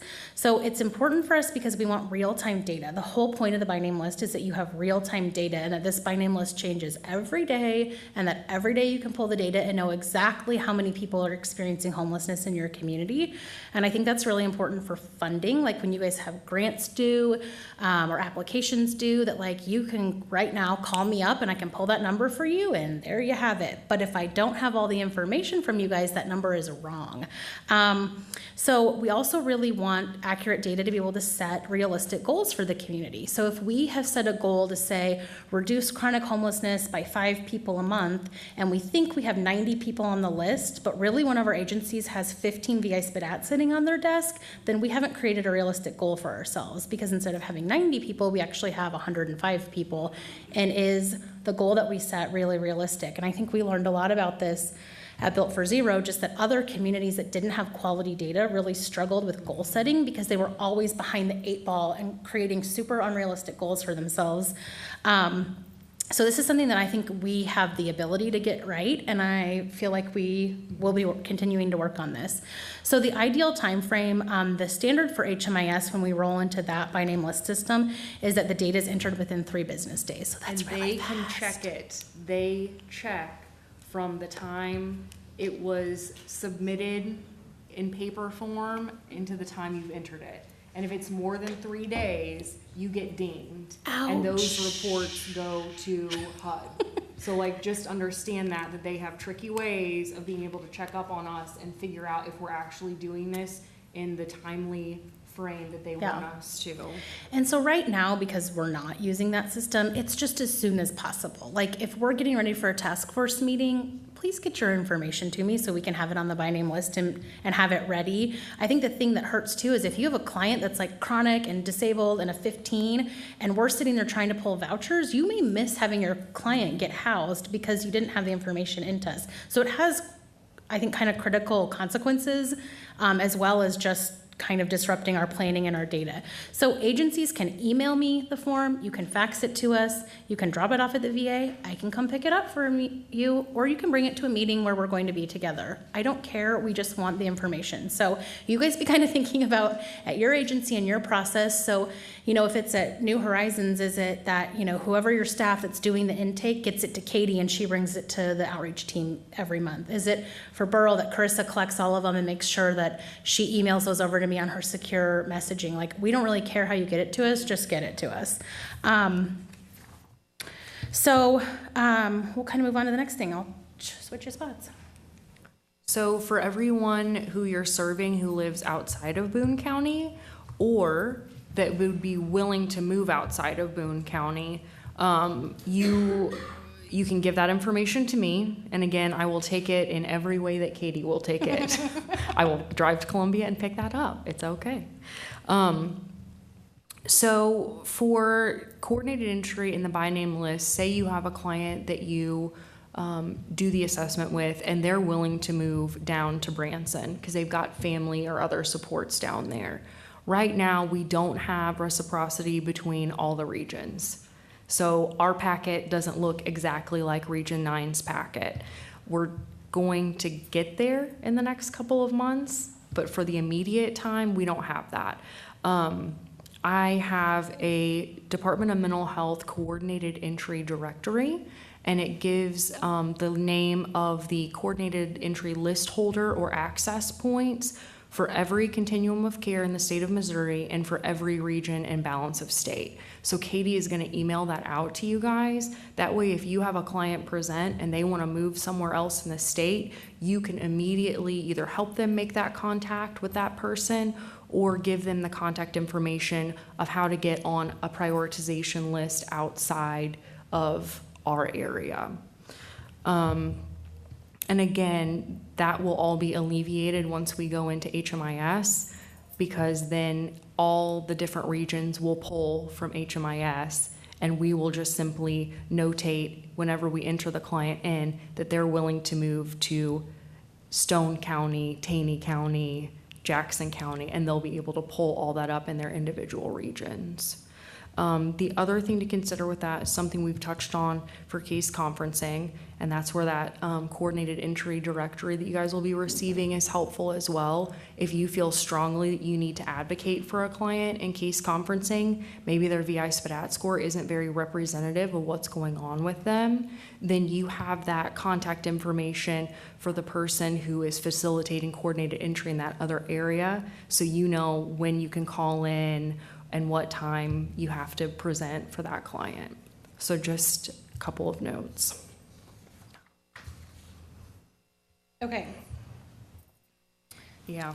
So referrals are something that I think all of us struggle with. So basically, what do you do after the VI SPDAT is complete? So we've talked about this a lot today, kind of throughout the presentation, just that we're going to be working on some resource mapping so that you have a good list of what's available to people that you can provide. But I think that one thing that Kelly's talked a little bit about is just making sure that you're managing clients' expectations up front, and that we may consider adopting a possible script about what we would say about the prioritization list. And I can read that to you. It says, this is a prioritization list, which means those people who are most vulnerable will be housed first. If you are on the list and someone else has an assessment done after you but is determined more vulnerable, then they will come before you on the list. Housing resources on the list are often full, so it can take months for those at the top of the list to get resources. Please make sure you keep in contact if your situation changes for the better or worse, as well as any contact information changes. If we do not hear from you in 60 days, your name will be taken off the list. So I think that we'll be probably looking at adopting some kind of script to read to people that may be even more in depth than this. And I think the biggest thing is just making sure that clients realize that they're going to need to keep following up. So going on the list doesn't mean you're going to get housed. It doesn't mean you're going to get housed immediately. It doesn't mean there's a voucher available for you. It doesn't mean really much of anything. It's kind of our internal process about how we decide vulnerability and how we're going to use scarce resources. And so I would say just encouraging clients to follow up or engage with services. So if they're already working with an agency, saying, okay, like you're, one of Yolanda's clients at Phoenix, like you need to be sure you're following up with Yolanda on a weekly basis, letting her know about what's going on and engaging in case management and doing everything you need to do to move forward with your housing. And if they're not engaged in case management or they don't have access to services, this will be kind of case by case, but like you've kind of gotten a pretty good feel for what the client situations are. So it may be very clear there's a mental health issue, and so like a referral to Burl or New Horizons. Or if they're a veteran, of course, referring them to the VA. If they're youth, referring them to Market Rainbow House. If they're in need of rapid rehousing, and we know from case conferencing that VAC has funds available, referring them over to VAC. So it's going to kind of depend on what each individual client's needs are, how you're making that referral.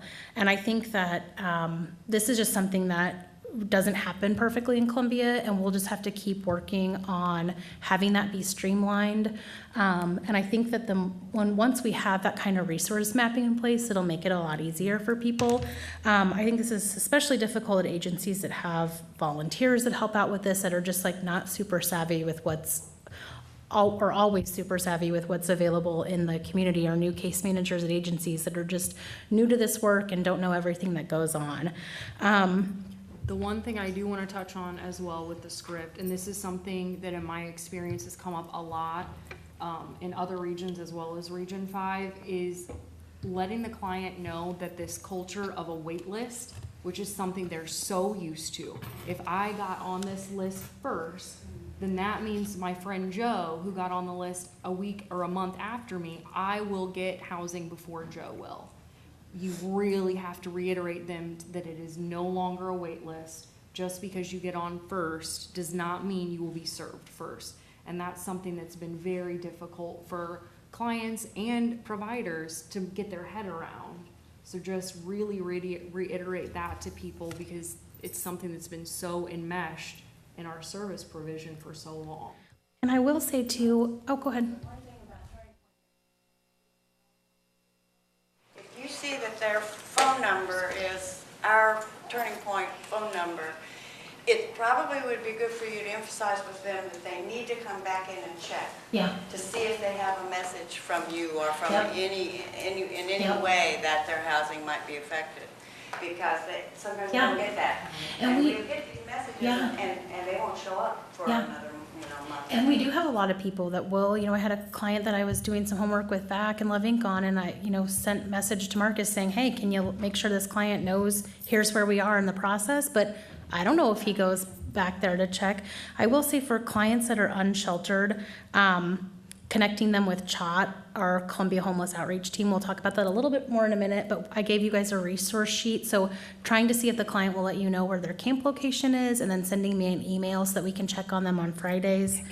Okay, and also referring clients back to Turning Point, because Monday through Friday, we have different agencies there throughout the week that are there to connect with clients, do case management, do intakes, and so just kind of encouraging that, empowering them to be part of the solution and part of their experience by following up. Nick, go ahead.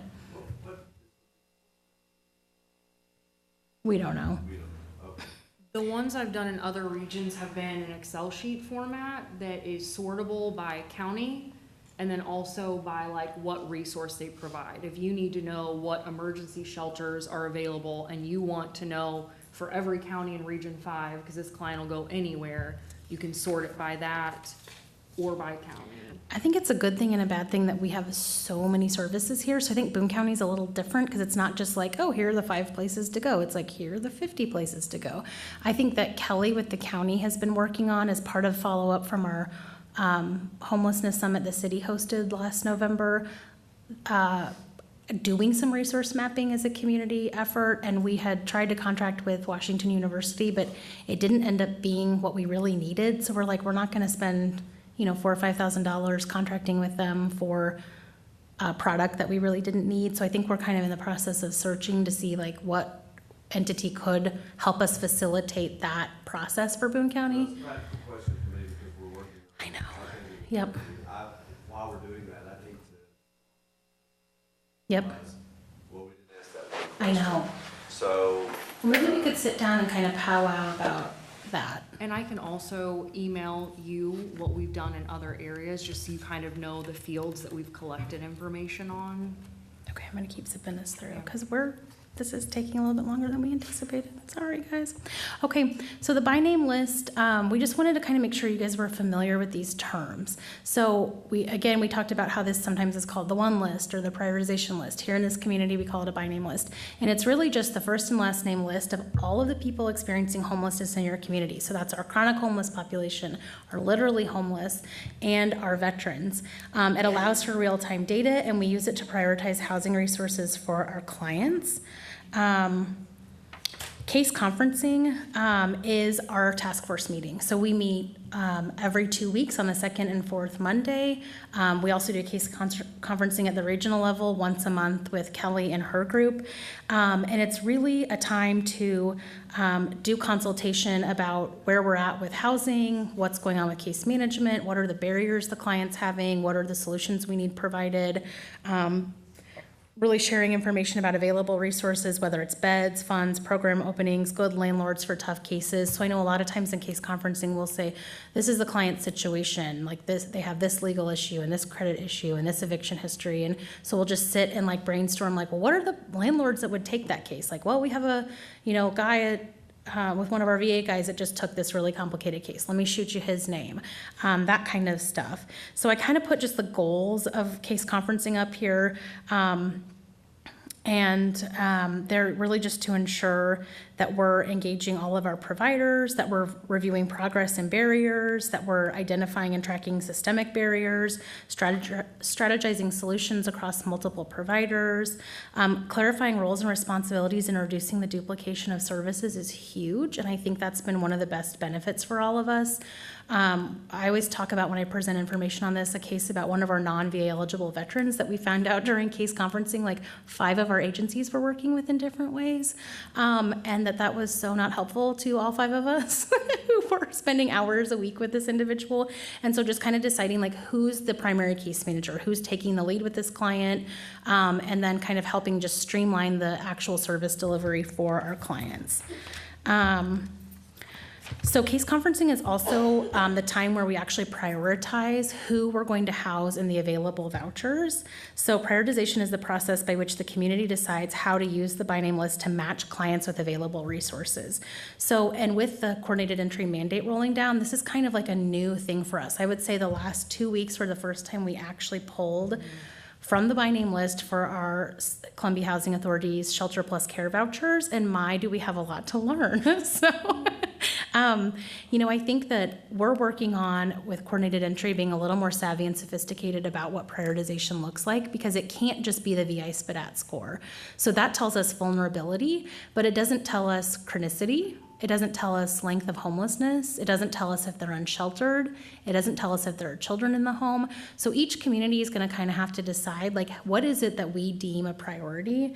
And we're also going to have to fit in with what Balance Estate decides is our prioritization, and then figure out how are we actually pulling off the list. So we've kind of touched on this before, but you may have a client that scores a 15 and is unsheltered, but they're not chronically homeless. And so we may have a client that scores an 11, is sheltered, is chronically homeless, and you have one bed open for Shelter Plus Care. Well, that chronic person's going into that bed because they have to be chronically homeless and have a disability to use that resource. So it's, when I say it's a match between what's the resource that's available, who are the clients on the list, how have we decided to prioritize them, and where does that intersect?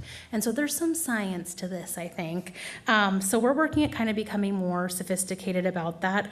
Some of the guidance we've heard is really to try to treat your homeless system like an ER instead of a drive-through. So if you think about coming into the emergency room, like if you came in with, you know, a broken finger or a torn off fingernail or something, you would not expect that you would be treated in front of someone who was having a heart attack or had just come from a traumatic car crash. Like, you treat those most vulnerable people first.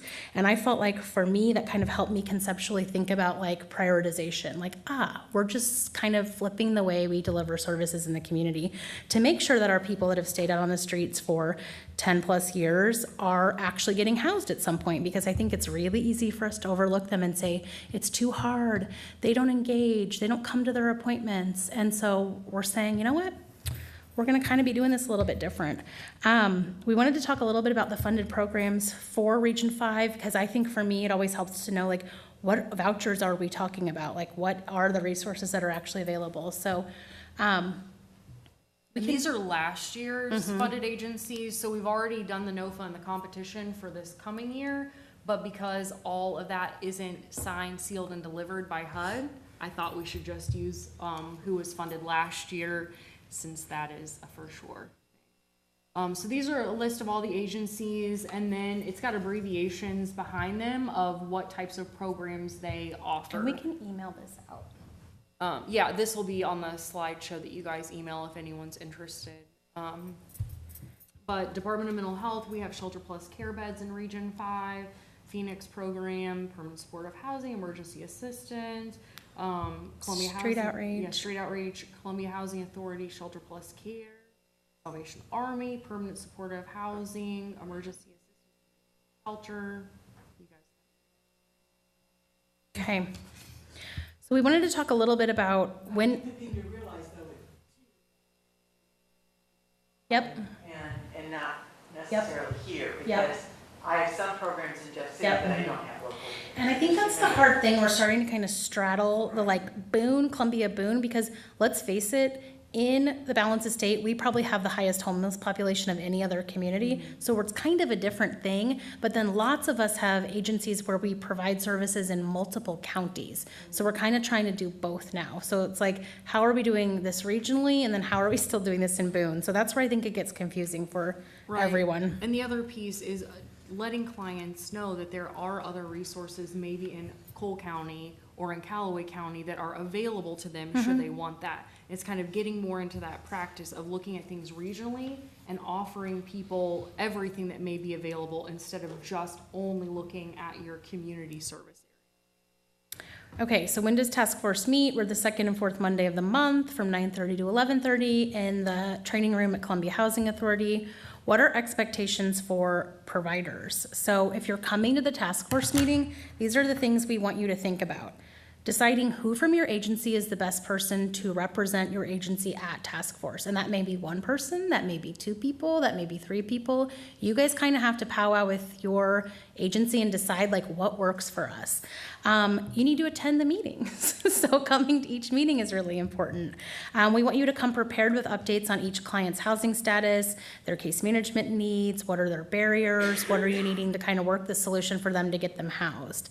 We want you to come prepared to share updates on available resources at your agency. Did you just get are you flush with cash from new funding? Or are you really struggling and saying, we really don't want any referrals this week because we don't have any money and we don't want to disappoint clients by having them come in and think that they're going to get help today when they're not. If you can't attend, we really want you to let me for task force and Kelly for Region 5 know that you're not going to be at the meeting, and either send a proxy, so someone from your agency who is prepared to give updates and talk about your caseload, or send email updates ahead of time so that we can have a functional case conferencing, because it's really hard when some of our major players aren't at the meeting and we'll have like 10 people on the by name list that like nobody has any information on because that agency wasn't at the table to provide that update. So it really slows down our process, and it's also kind of can create a situation where your client may not have good advocacy in that meeting for an eligible voucher during the prioritization and the case conferencing. So we'll kind of just keep zipping.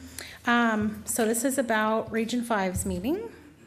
So we only meet once a month, and it's the 3rd Tuesday of every month. Case conferencing for all Region 5, which would include Boone County people that might want to move somewhere else that you would need to advocate for, happens between 1:30 and 2 o'clock in the afternoon. And then the Continuum of Care portion, which is more of the business portion, what's going on with the governance of the Continuum of Care, things to know for funded agencies or agencies that might want funding in the future, just kind of the general goings on, happens from 2 to 3. So you only need to attend case conferencing if you have a client in the mix that you want to advocate for, or if you're a housing provider in the region. Okay. We want to make sure, do you need, or those are kind of the same of what I touched on. We want to make sure you guys know we have a street outreach team. So this is something I hope everybody knows by now, but it's called the Columbia Homeless Outreach Team. And you can see, did I list the team members? No. Rural Behavioral Health, Columbia Police Department, New Horizons, Phoenix, Rainbow House, and the VA. We also consult a lot with Rosanna and Andrew, who are the city park rangers. We go out every Friday and do literal street outreach into the camps, into the parks, Flat Branch. We go downtown. Any place or location where we've gotten a tip from you guys in the community, like, hey, I think there's a camp out by this house in my neighborhood, and we'll go out and check on them. We also coordinate outreach weekly to Turning Point. In the winter, we coordinate weekly outreach to Room at the Inn, which is the temporary cold weather shelter. And our goal is really just engaging our unsheltered homeless population, making sure that we know everyone in this community who's unsheltered and are trying to bring them into services. That's really the goal of the street outreach team. I provided for you guys kind of the cheat sheet on our agencies and what we do.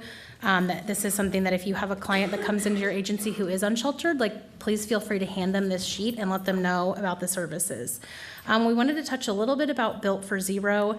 Built for Zero is a national project that we joined in April this year. It's a rigorous national change effort working to help a core group of committed communities, veteran and chronic homelessness. It's coordinated by Community Solutions. The national effort supports participants in developing real-time data on homelessness, optimizing local housing resources, tracking progress against monthly goals, and accelerating the spread of proven strategies. So we're one of 70 communities in the United States and Canada participating. And I'll kind of talk a little bit about the first kind of action cycle. We learned how to have a quality by name list. So that's some of what we've been talking about today. Like, how do you have good data? How do you have real data? How do you know that you have good information to make a good plan about how to tackle this problem in your community? So we kind of listed out the different things that we had to have checked off in order to say we had quality data.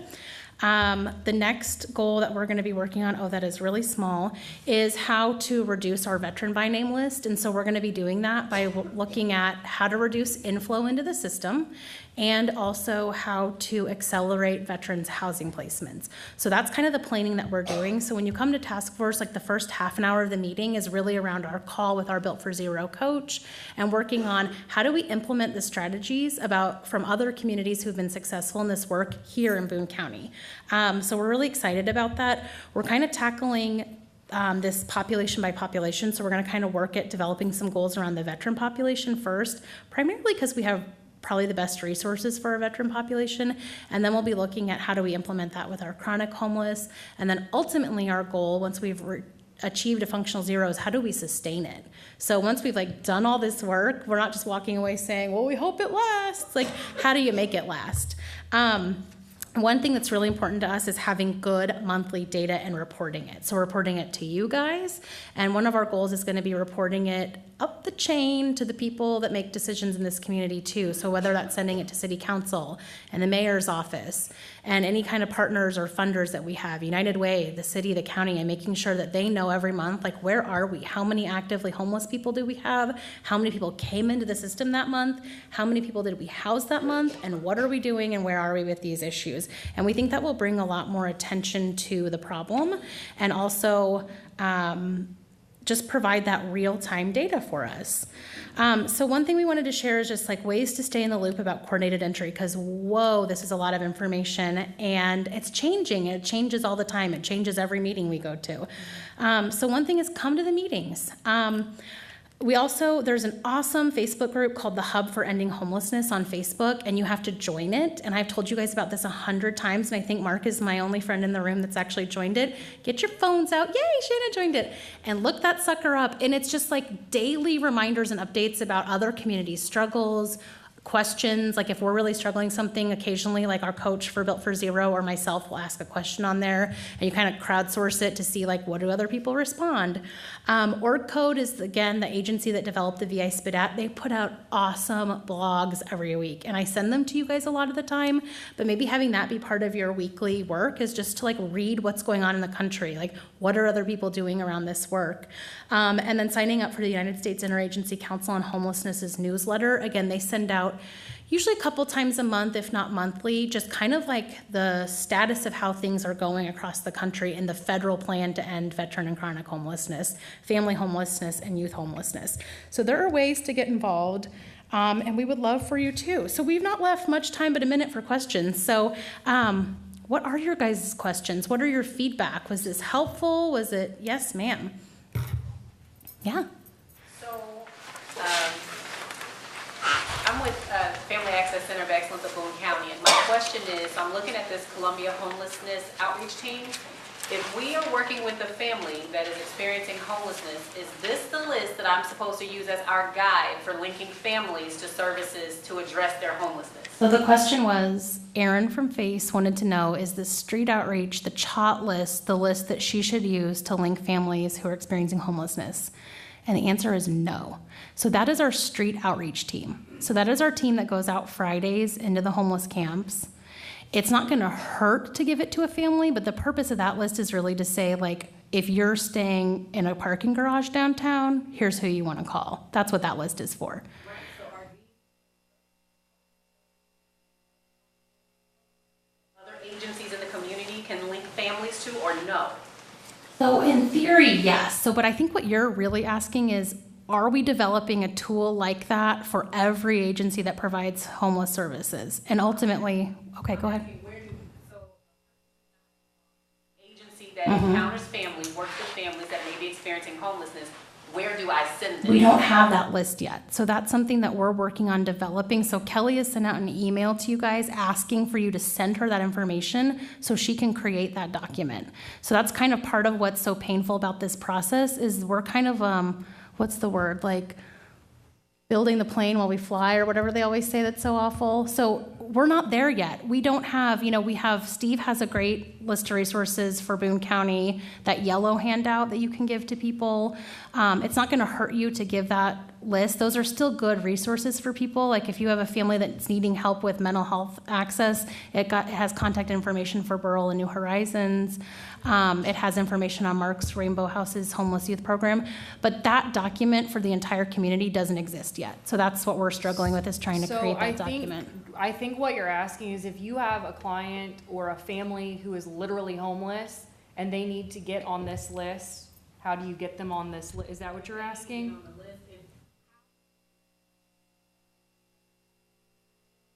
Agency that is not involved in this, I mean, the service providers that are not a part of this group see this every day. We're left with the same question, which is, so if you're standing in front of me in my office, who do I call? And so I got kind of excited when I saw this. I was like, oh, here's 4 or 5 different programs that exist.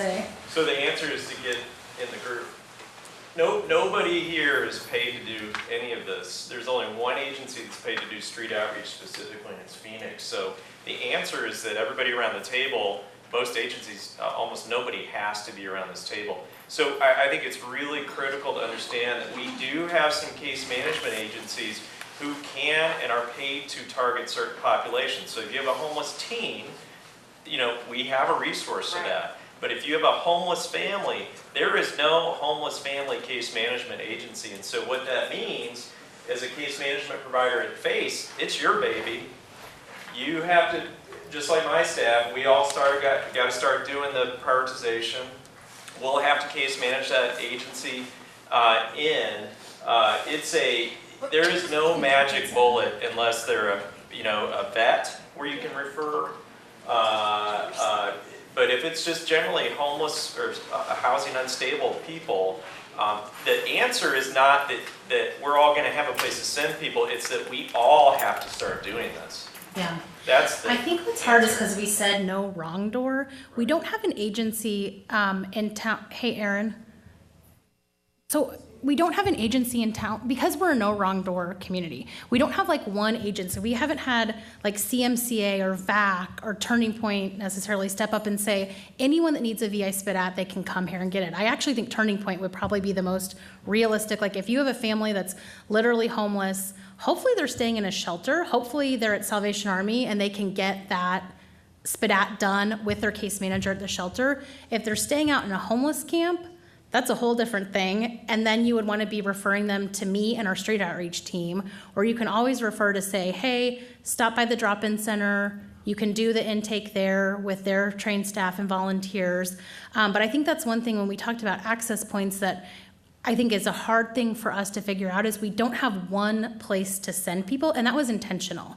Because we said in Columbia, like if I'm doing an intake with a veteran at the VA and we've decided only VAC can do the VI spit at, we don't want to say, well, we could get you, engaged with getting on the by name list, but I have to send you across town to this agency. So we want each agency to be doing this. I think what's happened though is that agencies are struggling with their internal capacity to do this extra work. So it's just been kind of a 2-year transitional process where some people have been able to step up to the table and say, we're ready to rock and roll it. We're doing it every day. It's no big deal. And other places are still saying, we really don't have funding and staffing for this. And so we're still struggling. We might do it individually with some clients, but there's no ability to have people come, Monday through Friday, 8 to 4 o'clock, and roll into the door and have someone available to do a spit out with them. So I think your question is a really, really good question, and a question that literally everyone in the room has. And I think the thing that sucks is we don't have a great answer to the question. So it's kind of case by case. So I think it's like when you're doing the intake, really listening to the client and thinking, where can I connect them? Does Dad already have a case manager at Burrell? Well, maybe Burrell's the spot where they do their spit at. Do they go to the drop-in center to use an address? Maybe Turning Point's the spot that you send them to do that spit at. Are they, trying to work with VAC to get monies to get utilities and rent paid? Maybe it's sending them to the VAC to get that spit at. Yeah. So you're just not even sure where to even start with that. Okay, they need utility assistance. They have a really good directory that at least give you a start. Right. And then probably what you can do is when you contact one of those agencies asking, are you part of the Functional Zero Task Force? And a lot of us are. So if you catch in one of us, then we can likely kind of get you through that process. Right. Yeah, we have all of those resources. It's just this is the first time that I've seen a list where it's specifically highlighted places that are working with homelessness. Yeah. And so, but, okay. And so Okay.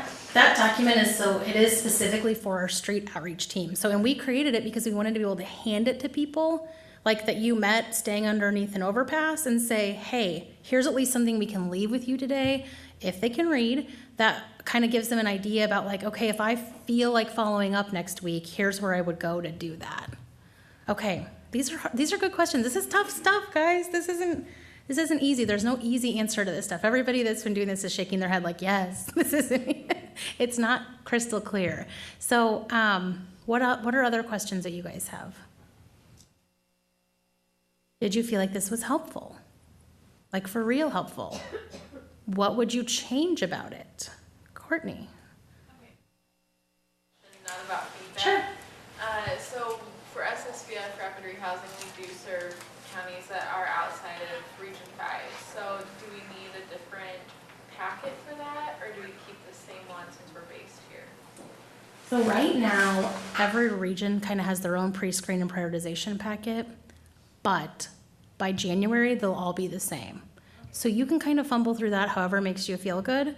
I think, if you have Region 5s and you complete it and you send it to Region 3, it'd probably be pretty translatable. There may be a few things they'd have to have you go back and grab from the client, but they're pretty universal. Yeah, all of them are very the same. The Region 5 is a little bit more advanced as far as questions and cheat sheet and everything.